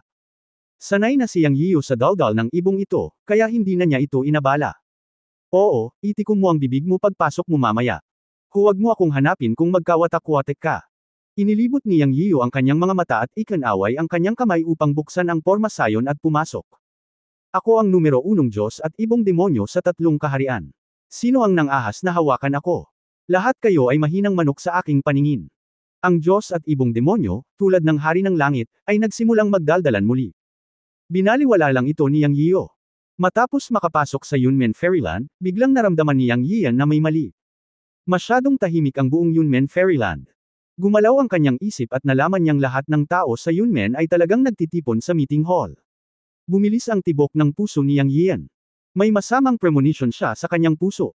Ang mga pangunahing pinuno ng Yunmen ay karaniwang nasa bulwagan ng pagpupulong, na nangangahulugang may malaking nangyari. Swoosh! Si Yang Yiyan ay hindi nang ahas na magantala pa, at direktang nawala sa lugar at lumitaw sa meeting hall. Yunmen Meeting Hall. Zihuang, may balita ka ba? Si Zhao Nan ay mukhang haggard. Umiling si Zihuang at sinabing, hindi, naghahanap pa ako. Anong nangyari? Lumitaw ang figure ni Yang Yiyan sa bulwagan. Yunzi. Pagbati sa banal na Panginoon. Sunod-sunod na boses ang umalangaw. Si Yang Yiyan ay nawala ng higit sa 300 taon at sa wakas ay bumalik. Ang lahat ay gamaan nang makitang lumitaw si Yang Yiyan, ngunit sila ay kinabahan din. Dahil napakalaki ng nangyari sa Yunmen para sa lahat. Huwag kang masyadong magalang, sabihin sa akin kung ano ang nangyari. Naramdaman ni Yang Yiyan ang pinipigilang emosyon at panloob na pagkabalisa ng karamihan. Sa pagtingin sa pulang mata ni na Zhao Nan at Dugu Waking, pabilis ng pabilis ang tibok ng kanyang puso. Yanze. Yuanqing ay nawawala. Sa wakas ay nagsalita si Zhao Nan. Yuanqing. Sabi ni Yang Yiyan sa sarili. Siya ay medyo nataranta noong una, ngunit siya ay nag-react sa sumunod na segundo at sinabing, ngunit si Yuanzing at ang mga magulang ni Yuan Bao ay dumating sa mundo ng mga magsasaka. Yuanqing, Yang Yuanqing. Paanong hindi pamilyar si Yang Yiyan sa pangalang ito? Ito ang pangalan na nawala sa kanyang alaala matapos mahulog sa dagat dahil sa water origin pearl pagkatapos bumalik sa Earth. Nakilala niya sina Yuanzing at Yuan Bao sa isang maliit na isla. Nang maglaon, pinakasalan niya si Yuanzing at nagkaroon ng isang anak na lalaki. Nang maglaon, naibalik ang kanyang alaala at dinala niya sila pabalik sa Cloud Gate of Earth. Ipinanganak ang bata at pinangalanang Yang Yuanqing, ngunit nang umalis siya, pinili ni Yuanjing na manatili at sinabing pupunta siya sa mundo ng paglilinang upang hanapin siya pagkatapos lumaki ang kanyang anak at nagsimulang magsanay. Noong panahong iyon, nang naroon din ang kanyang mga magulang na sina Yang Gaozhong at Duan Muoner, hinayaan sila ni Yang Yiyo na manatili sa Cultivation World at bumalik sa Cultivation World sa hinaharap. Ito. Mahigit 300 taon na ang nakalipas mula noong umalis siya sa mundo ng paglilinang at pumunta sa maliit na mundo ng demonyo. Normal para kay Yuanjing at sa kanyang anak na pumunta rito. Ngunit ngayon sinabi ni Zhao Nan na ang kanyang bunsong anak na siyang Yuanqing ay nawawala. Dapat may nangyari. Nang inag siyang Yiyo sa kanyang puso, ngunit nanatili siyang kalmado at nagtanong, ano ang partikular na nangyari? 3 taon na ang nakalilipas, dinala ng aking mga magulang si Yuanjing at ang kanyang anak at si Yuan Bao sa mundo ng paglilinang, ngunit nang lumabas ang mga bata upang maglakbay, nawala si Yuanqing. Nakakita kami ng masamang aura sa lugar kung saan nawala si Yuanqing. Bukod doon, wala kaming nakitang iba pang mga pahiwatig. Pinakilos namin ang buong Yunmen para maghanap ng 3 taon, ngunit walang balita. Ngayon ang araw kung kailan nagkikita ang lahat minsan sa isang buwan. Pagkatapos ng talakayan, lalabas tayo para ipagpatuloy ang paghahanap. Lumabas na rin sina nanay at tatay at Yuanjing, Yuan Bao, Tuan Chuan at Yuan para hanapin siya. Yanzi, pasensya na, hindi ko naasikaso ng mabuti ang bahay. Namumula ang mga mata ni Zhao Nan nang magsalita siya, at puno siya ng guilt. Noong nagsasalita si Zhao Nan, talagang umiihip ang ulo ni Yang Yiyo.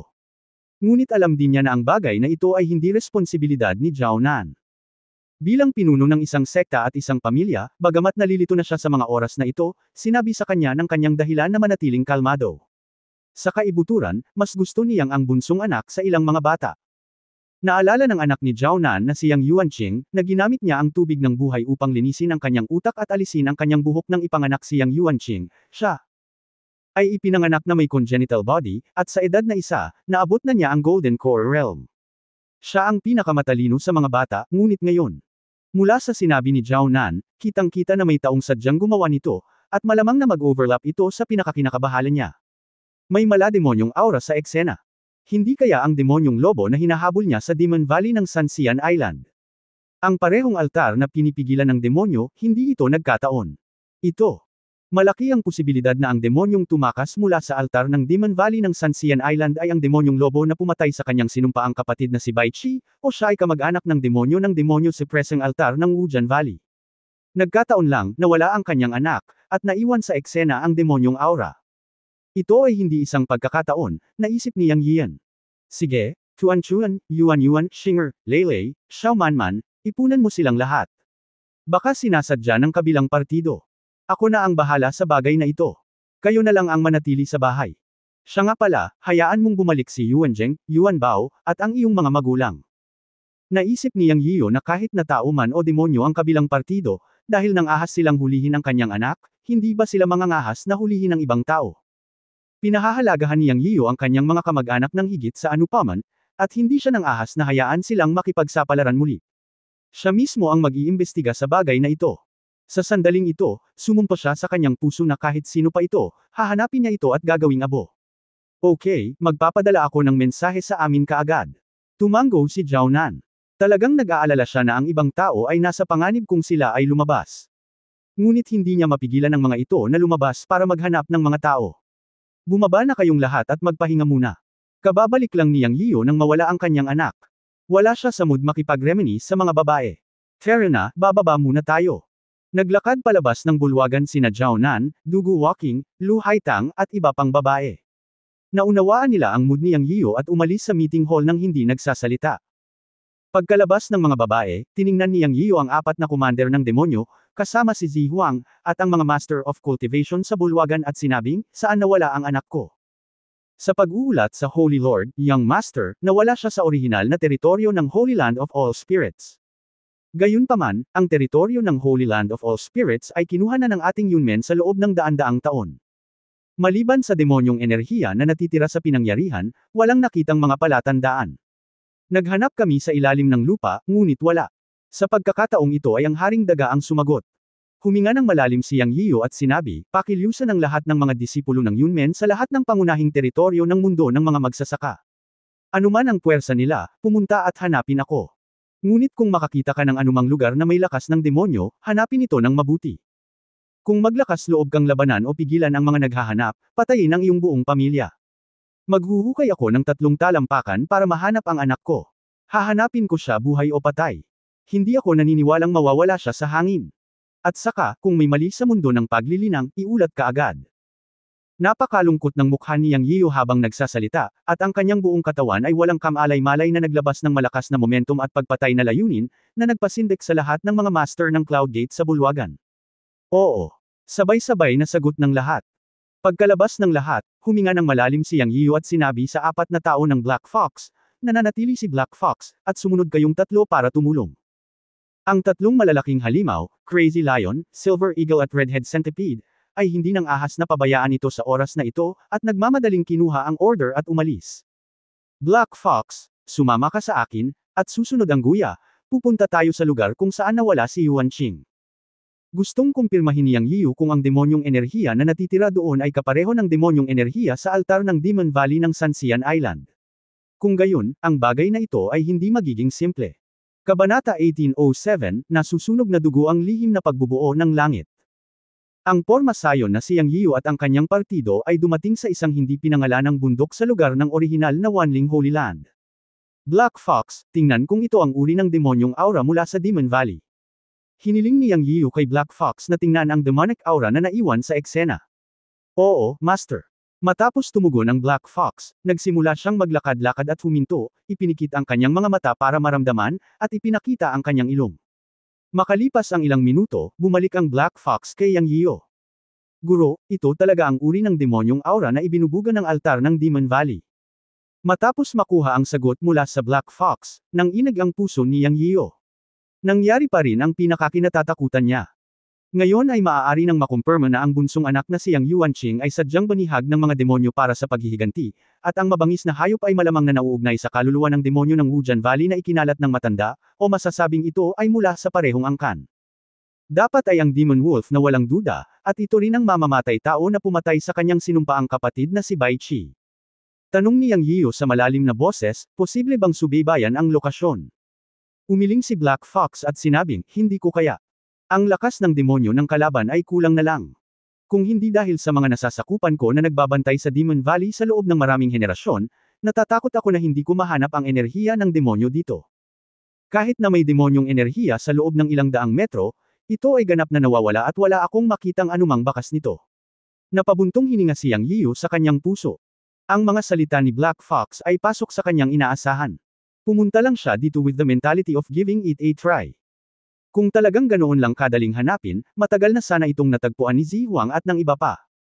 Bumalik na tayo. Nawala si Yang Yiyo sa lugar pagkatapos sabihin iyon.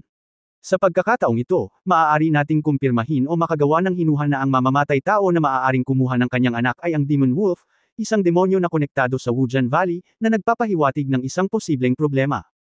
Ibig sabihin, may sama ng loob, o paghihiganti sa kanya. Dahil ito ay paghihiganti, maaari na lamang niyang patayin ang kanyang bunsong anak na si Yang Yuan Qing ng direkta, nang walang gaanong problema. Ayon kay Zhao Nan, ilang bata ang lumabas upang maglakbay, at pagdating sa lugar na ito, pumunta sila sa mga bundok upang mangolekta ng mga espiritual na gamot. Hindi may iwasang maiwan silang mag-isa. Nang magtipon sila, nalaman nilang nawawala si Yang Yuan Qing. Pagkaraan ng ilang sandali ay nakita na lamang nila na tila may malademonyong aura. Mabilis nilang inabisuhan ang kanilang pamilya, ngunit halos baligtarin ng mga tao ng Yunmen ang mga bundok dito, ngunit walang bakas ng Yang Yuan Qing. Bilang. Nang makalabas ang mga bata, ang tanging nawala ay si Yang Yuan Qing. Maayos naman ang iba. Upang pag-usapan ang tungkol sa paghihiganti, hindi ito makatuwiran. Kung maghiganti, hindi dapat makatakas ang iba. Medyo sumasakit ang ulo ni Yang Yiyo kapag iniisip ang mga bagay na ito. Anyway, isang bagay ang tiyak, ang kanyang bunsong anak na si Yang Yuan Qing ay buhay pa, dahil ang kanyang natal jade token ay hindi pa nasira. Kung may aksidente, matagal na sana ang natal jade token. Ngayon hindi ko alam kung ano ang pakay ng demonyong bumihag kay Yang Yuan Qing. Ano man ang mangyari, dapat hanapin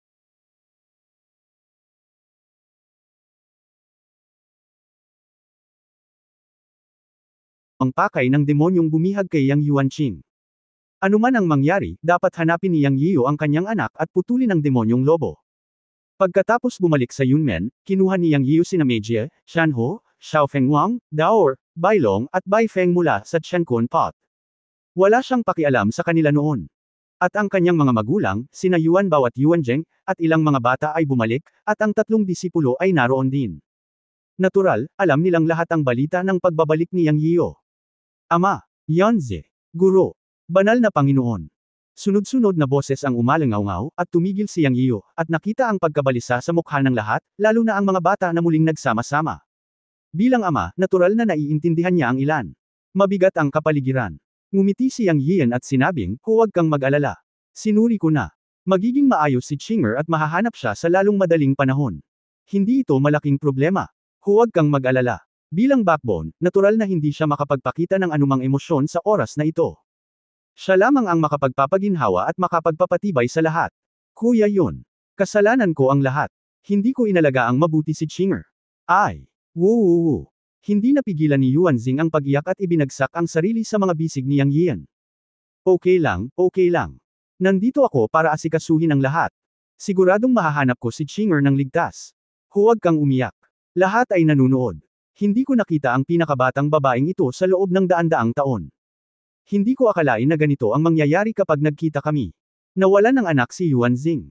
Paanong hindi siya nababalisa? Bagamat isa na siyang cultivator ng Fusion Realm, nalilito na siya. 3 taon nang nawawala ang kanyang anak na siyang Yuan Qing. 3 taon na siyang naghihirap at 3 taon na siyang hinahanap sa labas. Ngayong nakabalik na siyang Yiyan, ang pinipigilang emosyon sa kanyang puso ay tuluyang nalabas. Pagkaraan ng ilang sandali, sa wakas ay kumalma si Yuan Zing sa pag-aliw ni Zhao Nan, ngunit patuloy niyang sinasabi kay Yang Yiyo na kailangan niyang hanapin ang kanyang anak, dahil ang kanyang anak ang kanyang buhay-buhay. Bro-in-law, kasalanan ko ang lahat. Si Yuan Bao ay hindi na ang autistic na batang lalaki, ngunit isang cultivator na naabot ang great perfection of the combined body. Hindi ka sinisisi ni Yuan Bao. Ito ang kapalaran ni Chinger. Napakahusay mong nagawa ang pagsama sa iyong kapatid at Chinger sa mundo ng paglilinang, tuwang-tuwa si Yang Yiyo kay Yuan Bao. Makikita na siya ay may matatag na base sa paglilinang at matatawag na masipag sa pag-aaral at pagsasanay. Beer-in-law, ako. Sige, tulungan mo akong i-comfort ang kapatid mo. Aayusin ko ang problema ni Chinger. Huwag kang mag-alala. Pinutol ni Yang Yiyo si Yuan Bao. Pagkatapos ay naglakad siya patungo sa kanyang mga magulang na sina Yang Gaozhong at Duan Mu Warner. Tatay, nanay, lumapit si Yang Yiyo para sumaludo. Ang parehong mga magulang ay nakaligtas sa malaking makalangit na kapigatian, at ang kanilang cultivation base ay malapit nang masira sa gitnang yugto ng kapigatian. I'm sorry, anak. Kasalanan ko lahat this time. Dapat kasama ko ang mga bata. Nang marinig na sinisisi ng kanyang ama ang kanyang sarili, mapait na ngumiti si Yang Yiyo at sinabing, Tay, bakit ka nakikisali sa saya? Bagamat bata pa ako, daan-daang taon na akong nagsasanay. Bukod dito, ang mga patakaran para sa paglalakbay ng mga disipulong Yunmen ay itinakda ko rin. Ang daan ng paglilinang ay hindi palaging maayos. Ang oras na ito ay walang kinalaman sa Chinger, at sa iyo. Anak, wala akong pakialam, kailangan mong mahanap muli ang apo ko. Nagsalita din si Nanay Duan Mu Warner, kapwa may luha sa boses. Oo, nanay, huwag mag-alala, sinabi kong magiging maayos si Chinger, at tiyak na mahahanap ko siya pabalik. Nagmamadaling inaliw ni Yang Yiyo ang kanyang ina. Biglang nakaramdam ng pananakit ng ulo si Yang Yiyo, at nagmamadaling commendat sa kanyang kapatid na siyang Shanshan at Dugu Waking, hinihiling sa kanila na ibaba ang kanyang mga magulang upang aliwin sila at magpahinga. Pinababa na rin niya ang iba, dahil siya naman talaga ang higit na naghihirap. Pagkaalis ng lahat, dumating sina Tuan Yuan, Xiao Manman, Yang Xingfu, Yang Lele at 3 apprentice na sina Dugo Hui, Wang Zhongren, Wu Jian at iba pa na nakayuko. Guro, hindi ako gumawa ng magandang trabaho bilang panganay na kapatid. Sisihin ako ni tatay. Hindi ako gumawa ng magandang trabaho bilang nakatatandang kapatid na babae. Ngumiti si Yang Yiyo at ikanaway ang kanyang kamay at sinabing, okay, maaari mong pag-isipan ang iyong sarili, na nagpapatunay na lahat kayo ay lumaki na. Tuwang-tuwa ako. Ang bagay na ito ay ang presyo ng paglago. Kung aalis ka pa, dapat mong isipin ang isa't isa, at walang magiging problema sa pagkawala ng iyong kapatid. Sa huli, ang bagay na ito ay hindi mo kasalanan, bumaba ka. Ang 3 apprentice at ang mga bata ay hindi nang ahas na magsalita at lumabas ng bulwagan. Ang walang laman na bulwagan ay naiwan na tanging si Yang Yiyo at ang Diyos at Demon Bird sa kanyang balikat. Nagpakawala ng mahabang hininga si Yang Yiyo. Kaya niyang aliwin ang lahat, ngunit walang umaliw sa kanya. Ang kanyang bunsong anak ang nawawala. Paanong hindi siya mag-aalala? Speaking of it, mas kinakabahan siya kaysa sa iba. Ngunit kailangan niyang pangalagaan ang damdamin ng lahat. Kapag walang tao, komportable siya. Ang ngiti sa kanyang mukha ay unti-unting nawala, napalitan ng pagod at pagngangalit ng kanyang mga ngipin. Crow, may paraan ka ba para matulungan ako? Akala ko wala kang sasabihin, tinanong mo ang tamang tao. Ako ang numero 1 mahiwagang ibon sa 3 kaharian, walang makakapidyaw sa akin. May paraan para hanapin ito, ngunit nangangailangan ito ng hindi tiyak na tagal ng panahon, at napakaubos ng enerhiya, at maaaring magkaroon pa ito ng malakas na sampal. Bakit hindi mo subukan? Sa pagkakataong ito, tila naramdaman ng Magic Bird na masama ang pakiramdam niyang, at hindi na siya masyadong nakipagtalo. Nagulat si Yang Yiyo at sinabing, ano ang solusyon? Sa orihinal, wala siyang pag-asa, at hindi rin niya inaasahan na ang mahiwagang ibon ay isang makapangyarihang alam sa lahat. Casual lang ang tanong niya dahil sa kawalan ng kakayahan, ngunit hindi niya inaasahan na may solusyon ang problemadong ibong ito. Ngayon ay nasa mataas na espiritu si Yang Yiyo. Itinagilad ng Magic Bird ang ulo nito at sinabing, tuturuan kita ng teknik na tinatawag na Burning Blood Heaven Secret Formation. Magagamit mo ang sarili mong blood essence bilang daluyan para masunog at matukoy ang mga lihim ng langit, at pagkatapos ay mahahanap mo ang taong hinahanap mo. Siyempre, kailangan mo ang natal card ng iyong anak. Ngunit walang eksaktong limitasyon sa oras. Maaaring tumagal ng 10 taon, 100 taon o mas matagal pa para mahanap ang tao. Sa madaling salita, kailangan mong sunugin ang iyong sariling kakanyahan ng walang pagkagambala sa panahong ito. Ang presyo ay napakataas, at ito ay kumakain ng iyong kaluluwa ng labis. Dapat pag-isipan mong mabuti. Anak ko yan. Pabayaan mo na lang sunugin ang asensya ng dugo niya, hindi ako magdadalawang isip kahit kabuin pa nito ang buhay niya. Stop talking nonsense and teach me the Burning Blood Heaven Secret Formation. Hindi nag-atubili si Yang Yiyo. Kabanata 1808, pagkalipas ng 100 taon, 30,000 milya sa ilalim ng lupa.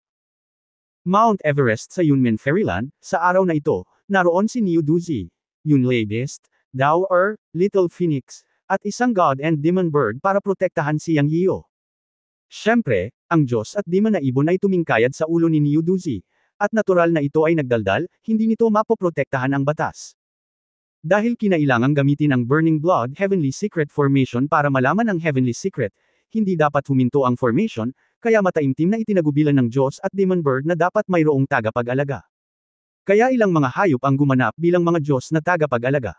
Sa labas ng bilog, si Jiaonan ay nanunood kasama ang isang grupo ng mga babae. Siya ay labis na nag-aalala. Bagamat maikli na ipinaliwanag ni Yang Yiyo ang Burning Blood Heavenly Secret Formation, maaari niyang hulaan na ang pormasayo na ito ay dapat na napakamahal, kung hindi ay hindi siya nag-ayos ng ilang mga hayop upang protektahan ang batas sa kanyang sariling tahanan. Para sa iba, lumabas pa rin si Yang Yiyo upang ipagpatuloy ang paghahanap, sa pangunguna ng 4 na general ng demonyo tulad ni Zihuang at ang mga magsasaka, na 12-12 ng mga magsasaka na iniligtas ni Yang Yiyo mula sa Wujian Valley, at kumalat. Kahit na ang Yunmen Summons ay inilabas, at ang mga utos ay inilabas sa hindi mabilang na mga sekta sa buong mundo ng paglilinang, malaki at maliit, upang mahanap si Yang Yuanqing. Nangako si Yang Yian na kung may makapagbibigay ng tumpak na impormasyon, mag-aalok ang Yunmen ng reward na 1,000,000 high-grade Spirit Stone, 100 uri ng elixir, at direktang access sa Yunmen Fairyland Wudao Forest at Chengxian Hall. Matapos mailabas ang balita ng gantimpala, ang buong mundo ng paglilinang ay nagkagulo.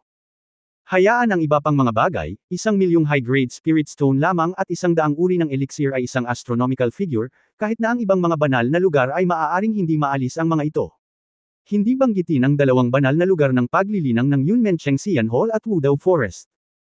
Ngayon ang Wudao Forest at Chengxian Hall ng Yunmen Fairyland ay naging tanyag sa buong mundo ng paglilinang. Kasama ang iba pang mga banal na lugar, walang cultivation ng mga banal na lugar tulad ng Yunmen Wudao Forest at Chengxian Hall. Bilang karagdagan sa alamat na lumaganap mula sa 1 tao hanggang 10, at mula 10 hanggang 100, ang mga nagsasaka sa labas ng mundo, tao man o demonyo, ay puno ng sagradong pananibik para sa Yunmen Chengxian Hall at Wudao Forest. Sa mata ng mga tagalabas, hanggat makapasok sila sa Immortal Hall o sa Enlightenment Forest ng Yunmen Fairyland, may pagkakataon silang maging mga immortal. Hindi bababasa, maaari nilang mapabuti ang kanilang paglilinang tulad ng isang rocket.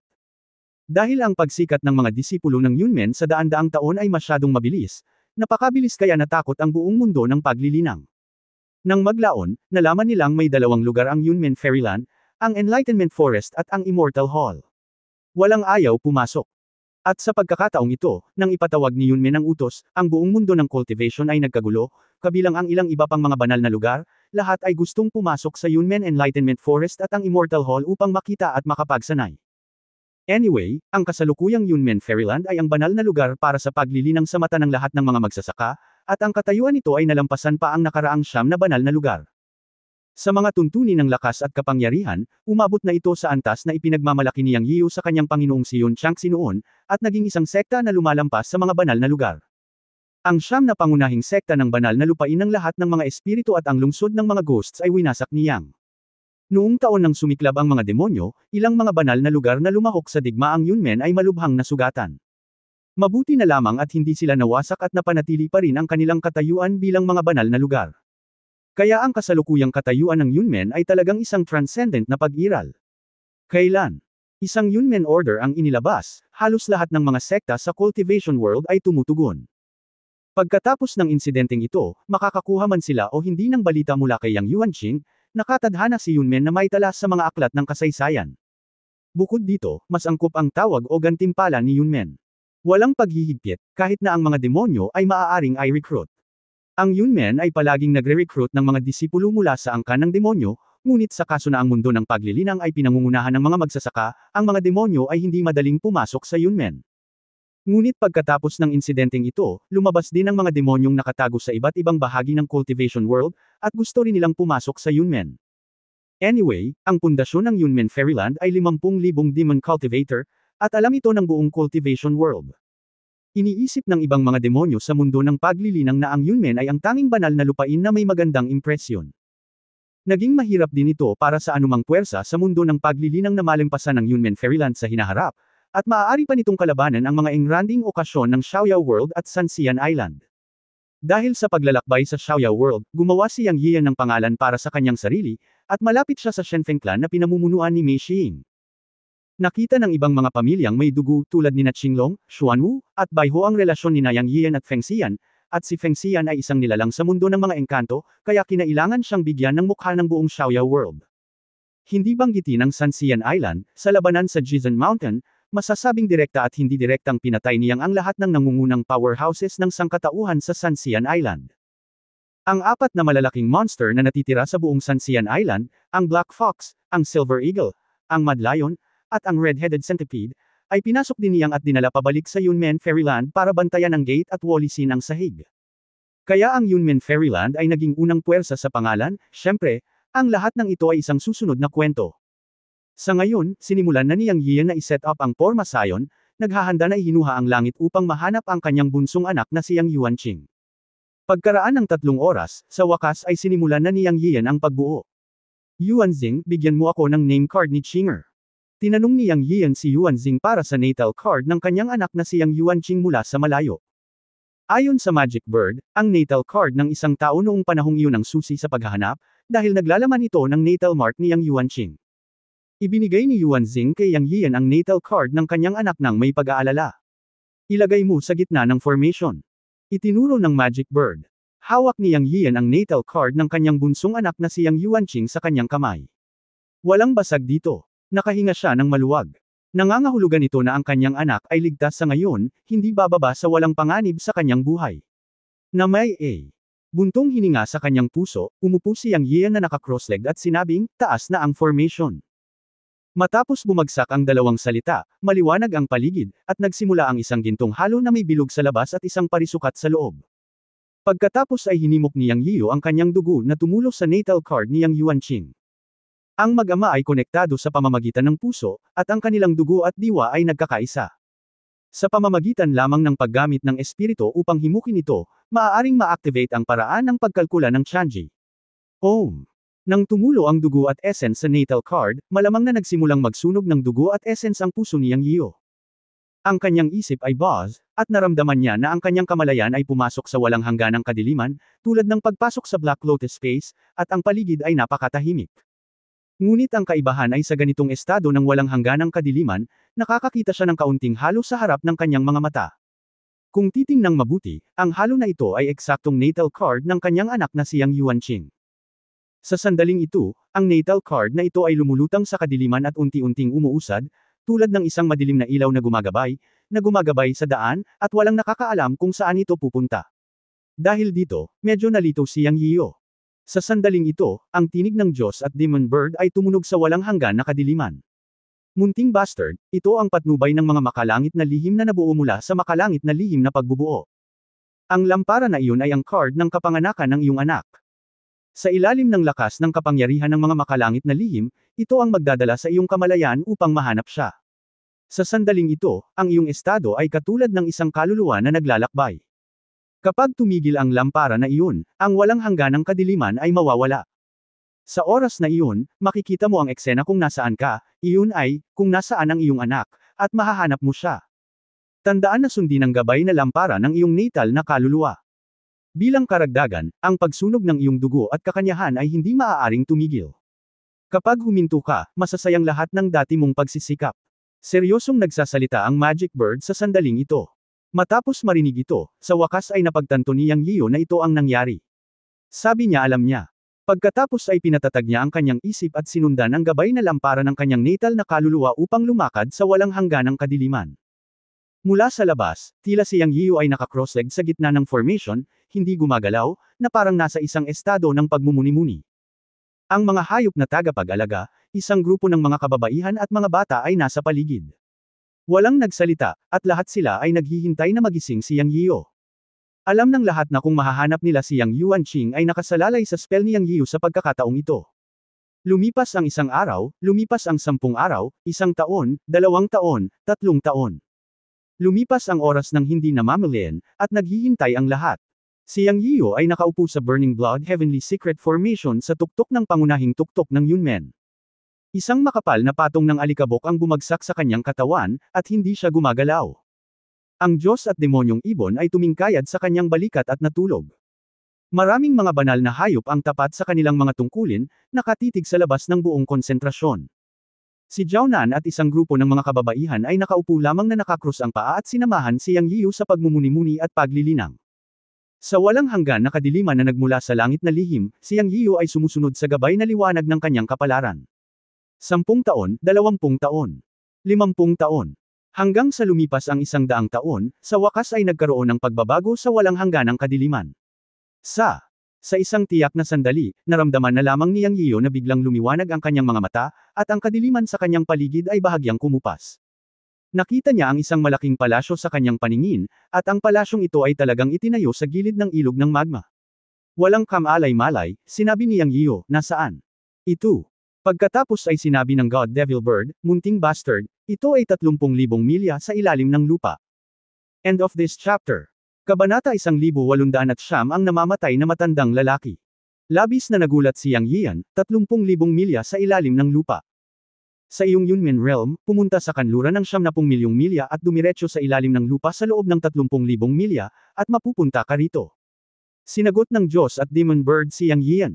Hindi nagulat si Yang Yiyan na napakalinaw ng God at Demon Bird. Naisip ni Yang Yiyan na dapat ay umalis na siya sa siyam na pangunahing hangganan ng bituin ng mundo ng paglilinang. Ang pagkalkula ng oras, ito ay eksaktong 100 taon. Sinusundan niya ang natal guide lamp sa kadiliman ng formation evolution sa loob ng 100 taon, at sa wakas ay may ilang mga pahiwatig. Sa sandaling ito, ang guide lamp ay lumulutang pa rin sa harap ni Yang Yiyan, at sinundan pa rin niya ito.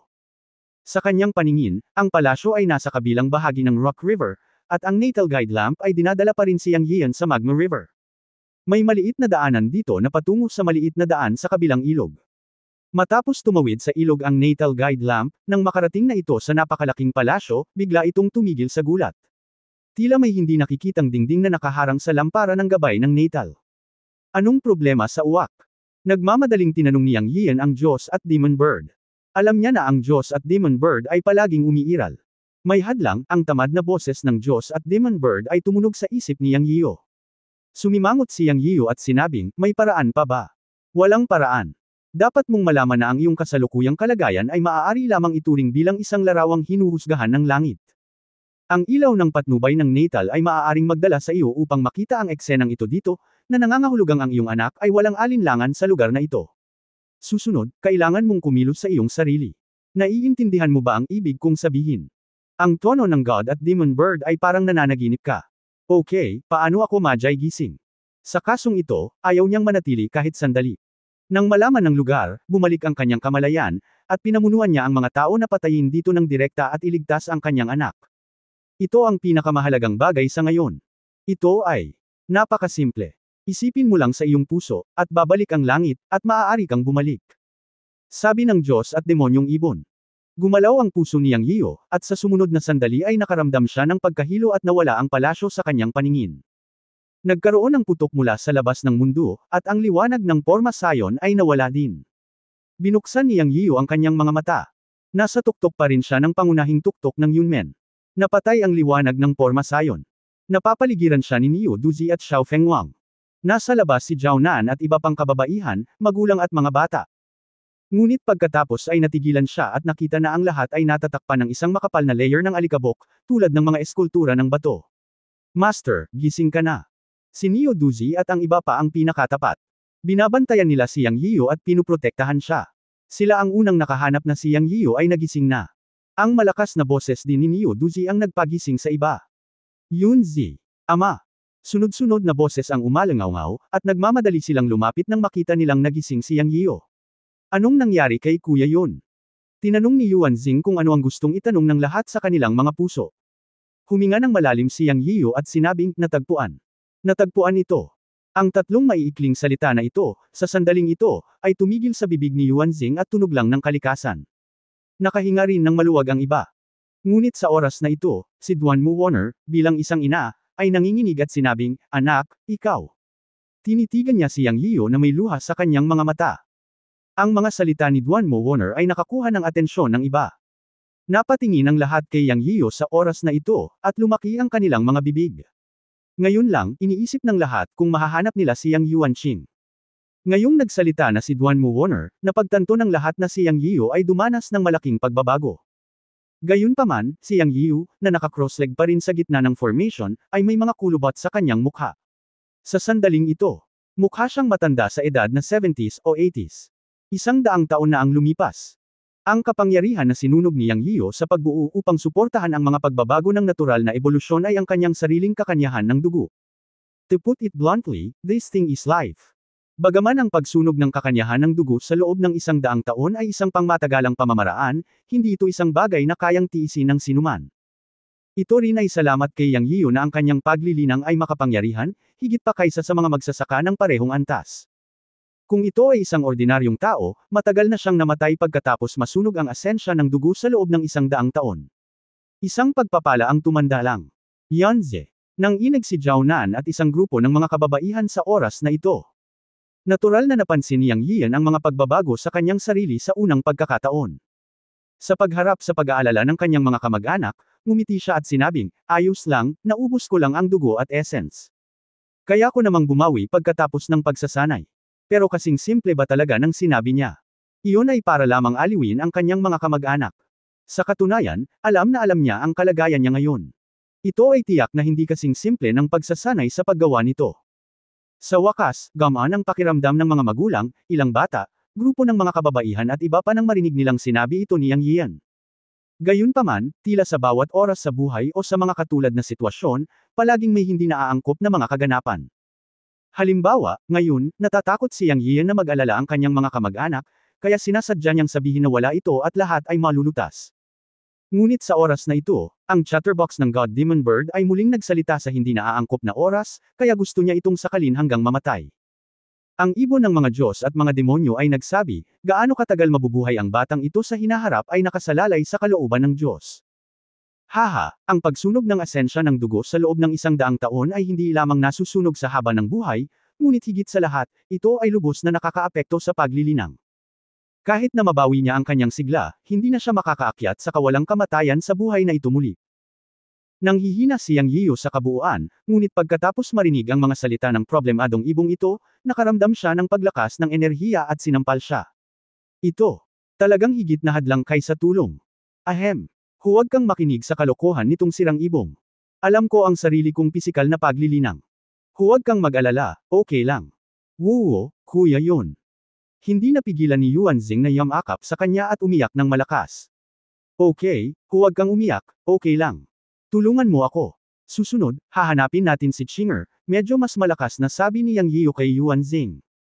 Matapos magtinginan sina Zhao Nan at Dugu Walking, namumula ang kanilang mga mata, ngunit lumakad sila para tulungan sina Yuan Xing at Yang Yiu na tumayo. Nanan, ipaalam kay Zhuang at ang iba pa na bumalik. Hahanapin natin si Chinger. Natukoy na ang lokasyon. Sige, pupunta ako kaagad. Pagkaraan ng isang araw, bumalik ang lahat ng mga master ng Yunmen na nakarating sa Ascension Realm. Sumakay si Yang Yiu sa guya at pinamunuan ng isang grupo ng mga master ng Yunmen sa kanluran mula sa Yunlei Mountains at dumiretso sa lupain na 70,000 milya. Dumating sila sa lupain na 70,000 milya sa pinakamabilis na bilis makalipas ang 7 araw. Ayon sa mga salita ng Diyos at demonyong ibon, ngayon mula sa lupain na 70,000 milya, dumiretso sa ilalim ng lupa para sa 30,000 milya upang marating ang malaking palasyo na binago ni Yang Yiu sa madugong Tianji. Ang bunsong anak na si Yang Yunqing ay nasa palasyong iyon. Sa sandaling ito, ang lugar na kanilang narating ay nasa labas ng siyam na pangunahing hangganan ng bituin ng mundo ng paglilinang at nakapasok na sa kailaliman ng ilang. Ito ay isang kakaibang lambak. Walang damo, at ang lupa at mga bato ay kulay abo at itim, ngunit sila ay napakatigas. Pagkatapos maghanap ng 100 milya, walang lugar na makapasok sa ilalim ng lupa. Tinawag ni Yang Yiu ang Rat King at ang Purple Emperor at nagtanong, mula ngayon, lahat ay makikinig sa iyong mga utos at maghuhukay patungo sa 30,000 milya sa ilalim ng lupa. Gaano katagal bago ito mahukay? Nagkatinginan ang Purple Emperor at ang Rat King at nagsabi, tinatansya ng banal na Panginoon na aabutin ito ng hindi bababa sa 10 taon, hindi mabibilang ang anumang emergency. Kung may mga emergency, maaaring mas tumagal ito. Simulan ang paghuhukay, sa lalong madaling panahon. Nag-utos si Yang Yiu. Sa mga tuntunin ng mga kuweba sa ilalim ng lupa, ang 5 Elements Rat Clan sa buong Yunmen Fairyland ay ang pinakamatalino. Ang bilang ng ang mga taong dumating sa Ascension Realm ngayon, kabilang ang mga Demon Cultivator at Cultivator, ay kasing taas ng 3,000, na lahat ay nasa Ascension Realm. Ito ang akumulasyon ng daan-daang taon sa Yunmen Fairyland. Ito ay hindi rin maihihiwalay sa Yunmen Fairyland Wudao Forest Shengxian Hall, at hindi rin ito maihihiwalay sa pangkat ng mga alchemist na pinamumunuan ni Yunmen Laofang. Gayunpaman, ang isang sekta na may 3,000 katao sa Ascension Realm ay natatangi sa buong mundo ng paglilinang. Ito ay isang puwersa na nararapat na maging una sa mundo ng paglilinang. Bagamat higit sa 70% ay nasa maagang yugto ng Ascension Realm, nagawa na nitong tingnan ito ng ibang mga banal na lugar. Siyempre, si Zihuang at iba pang ilang magagaling na halimaw ay pumasok sa gitnang yugto ng Ascension Realm. Sa buong Yunmen, tanging si Yang, ang buong Saint Lord, ang nakarating sa rurok ng Ascension Realm. Nakakalungkot lang na sa pagkakataong ito, ang paggamit ng Burning Blood Heavenly Secret Array para mahanap ang kanyang anak ay lubhang nakasire sa kanyang sigla. Kung makaka-recover man siya o hindi, bahala na. Pagkababa ni Zihuang at ng iba pa, naupo si Yang Yiu na naka-cross-legged at nagsimulang mabawi ang kanyang pisikal na kondisyon. Ang kanyang kalagayan ngayon ay talagang napakasama. Halos matuyo ang diwa at dugo sa kanyang katawan, at ang kanyang kaluluwa ay matamlay at malabo. Mahirap para sa kanya na gamitin ang kanyang mahiwagang kapangyarihan. Ang tanging magagawa niya ay magsanay at mabawi, ngunit ang pagbawi ng kaluluwa at kakanyahan at dugo, sa kanyang antas ng paglilinang, ay hindi madaling mabawi pagkatapos ng pagkonsumo. Na may puting buhok at kulubat sa kanyang mukha, si Yang Yiu ay ganap na namamatay na matandang lalaki sa sandaling ito.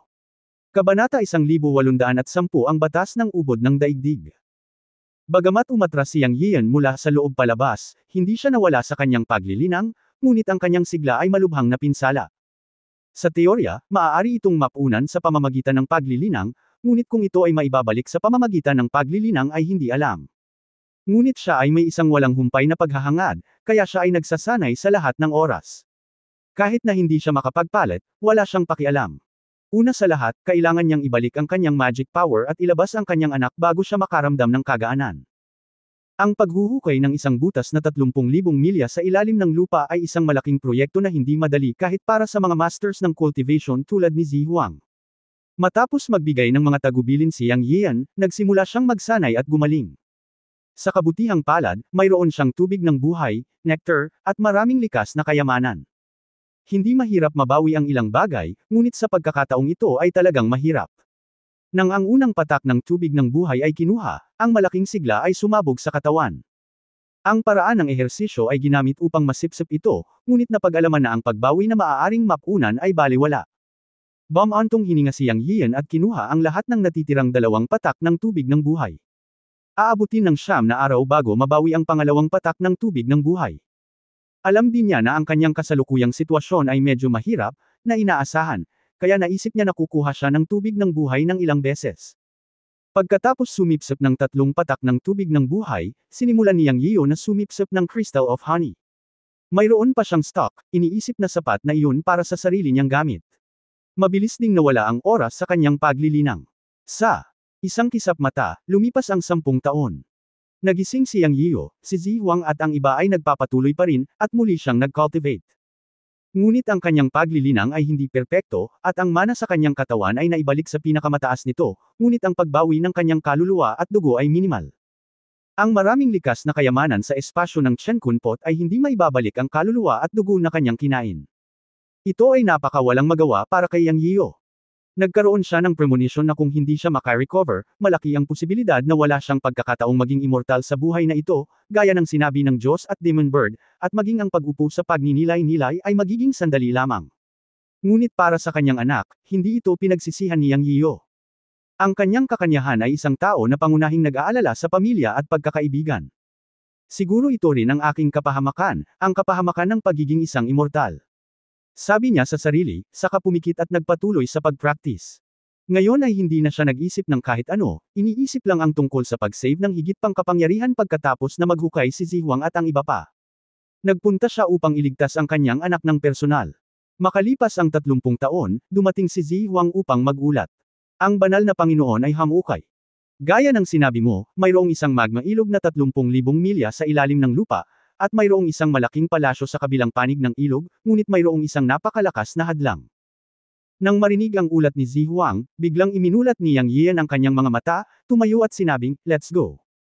Pagkaraan ng 10 araw, sa ilalim ng pamumuno ni Zi Huang, pumunta si Yang Yiyan sa 3,000 tao at halimaw sa Ascension Realm at dumating sa lugar kung saan umunlad ang pagbuo ng Chanji. Sa pagtingin sa ilog ng magma at sa malaking palasyo, ito ay eksaktong kapareho ng ebolusyon ng pagbuo ng Chanji. Banal na Panginoon, sinubukan naming basagin ang hadlang dahil ito ay masyadong malakas. Nanatili rito ang Haring Daga pagkatapos buksan ang daanan, at sinubukang basagin ang harang ngunit wala itong silbi. Tumanggo si Yang Yiyan para ipahiwatig na alam niya. Salamat sa iyong pagsusumikap. Matanda na ang boses niya ngayon, parang matanda na. Ang Haring Daga at ang iba pa ay natakot, ang aking kawalan ng kakayahan ay hindi ko masira ang hadlang. Ikanaway ni Yang Yiyo ang kanyang kamay at sinabing, hindi mo kasalanan. Kakaiba talaga ang harang na ito. Pagkatapos ay sinabi ni Yang Yiyo, lahat ay tumutok sa pag-atake.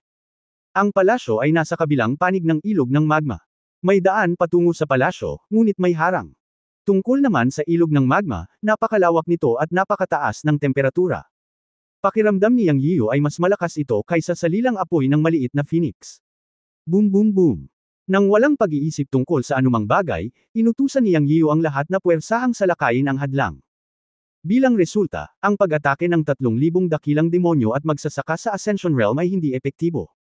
Ito ay dahil din sa kapangyarihan ni Yang Yiyo at ng 4 na Black Fox na demonyo. Sa pagtingin sa harang na umaalon sa tubig, napasimangot si Yang Yiyo. Sa sandaling ito, minsang sinabi ng wala sa oras na Diyos at Demon Bird, isang grupo ng mga mahihina, ito ay isang hadlang na nabuo sa pamamagitan ng kapangyarihan ng kaibuturan ng lupa. Paano ninyo ito masisira ng mga mahihina? Anong biro, hehe, Ang pangungutya ng Diyos at Demon Bird ay naging dahilan upang ang lahat sa paligid ni Yang Yiyan ay gustong mapunit ang bibig nito, ngunit ang kakaibang ibong ito ay palaging nasa tabi ni Yang Yiyan, at madalas na sinasaktan si Yang Yiyan, ngunit madalas itong hindi pinapansin ni Yang Yiyan, kaya lahat ay nagtitimpi. Gayunpaman, sa pagkakataong ito, matapos marinig ni Yang Yiyan na nagsalita ang Diyos at Demon Bird, hindi siya nagalit, ngunit nagtanong, kung mayroon kang anumang ideya, sabihin mo lang sa akin. Ang lakas ng ubod ng lupa, ito ang unang pagkakataon na narinig niya ito. Walang nakakaalam tungkol sa hadlang na ito, ngunit ang problemang ibon na ito ang nagsabi nito. Bagamat tumatawa ang Diyos at demonyong ibon, alam ni Yang Yiyan na ang problemang ibong ito ay may kaalaman at tinanong ito. Kung magmakaawa ka, sasabihin ko, hehe. Ang kahihiyan ng Diyos at Demon Bird ay palaging natural, at hindi mahalaga kung saan.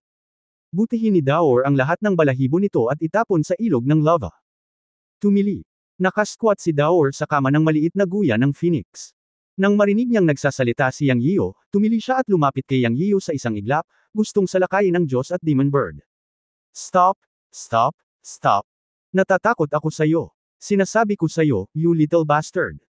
Ang murang Diyos at ibong demonyo ay laging nangangailangan ng matatalas na kuko ni Daur upang sugpuin ito. Magsalita ka, wala akong pasensya. Sabi ni Yang Yiu sa malalim na boses.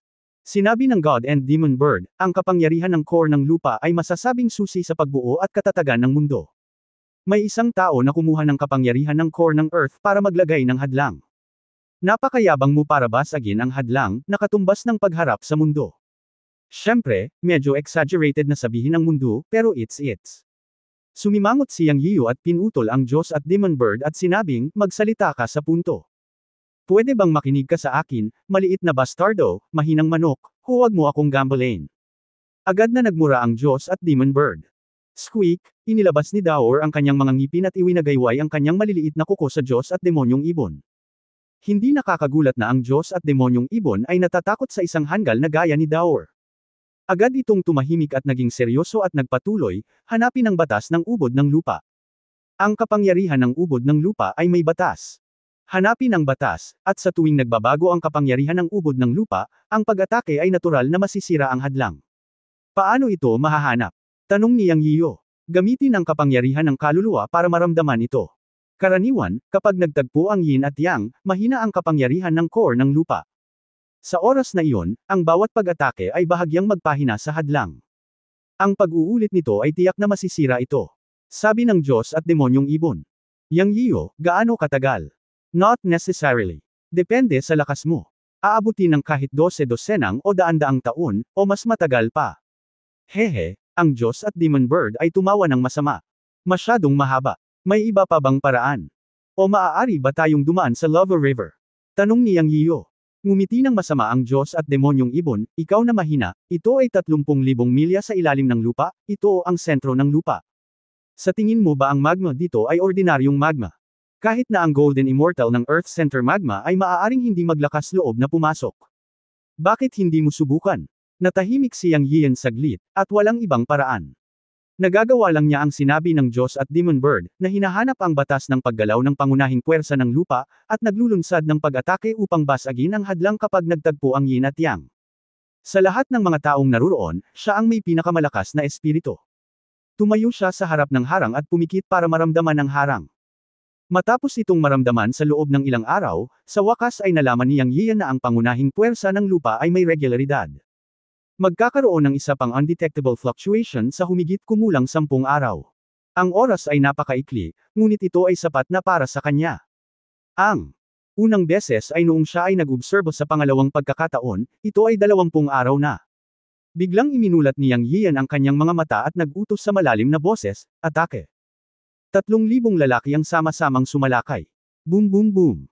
Pagkatapos ng isang alon ng pag-atake, nalaman ni Yang Yian na ang kapangyarihan ng hadlang ay talagang mas mahina. Bagamat hindi halata, napatunayang epektibo ito. Kung magpapatuloy ito ay magiging tulad ng sinabi ng Diyos at Demon Bird, at ang Earth Core Barrier ay masisira, ngunit ito ay magtatagal ng maraming oras. Walang ibang paraan sa ngayon, at maaari lang nating subukan ito kahit na ito ay nangangailangan ng oras. Atake. Boom. Atake. Boom boom boom. Lumipas ang panahon ng ganito sa buong 60 taon. Tuwing 10 araw, nag-uutos si Yang Yiu ng pag-atake, at inatake niya ang Earth Core Barrier sa loob ng buong 60 taon. Sa oras na ito, nalaman ni Yang Yiu at Zi Huang at ng iba pa na ang kapangyarihan ng hadlang ay halatang hamina. Magpatuloy. Pagkatapos ng isa pang 30 taon, sa wakas. Atake. Boom. Nasira. Sa wakas nasira. Nawala ang hadlang. Naghiyawan ang lahat. Ha! Nagpakawala rin ng mahabang hininga si Yang Yiu. Tiningnan niya ang malaking kulay abo-itim na palasyo sa kabilang panig ng ilog ng magma at sinabi sa malalim na boses, "Tara na, siya." Nanguna at humakbang sa batong daan patungo sa kabilang panig. Bagamat ang batong kalsadang ito ay sumasaklaw sa ilog ng magma, hindi sila nakaramdam ng init kapag naglalakad dito, dahil hindi nagtagal ay tumawid sila sa ilog ng magma at nakarating sa harap ng napakalaking palasyo. Anong klaseng palasyo te? Walang marka ng rune, at nalulumbay lamang ang kanilang nararamdaman. At ito ay naglalabas ng walang kapantay na demonyo at malademonyong aura. End of this chapter. Abangan ang susunod na kabanata.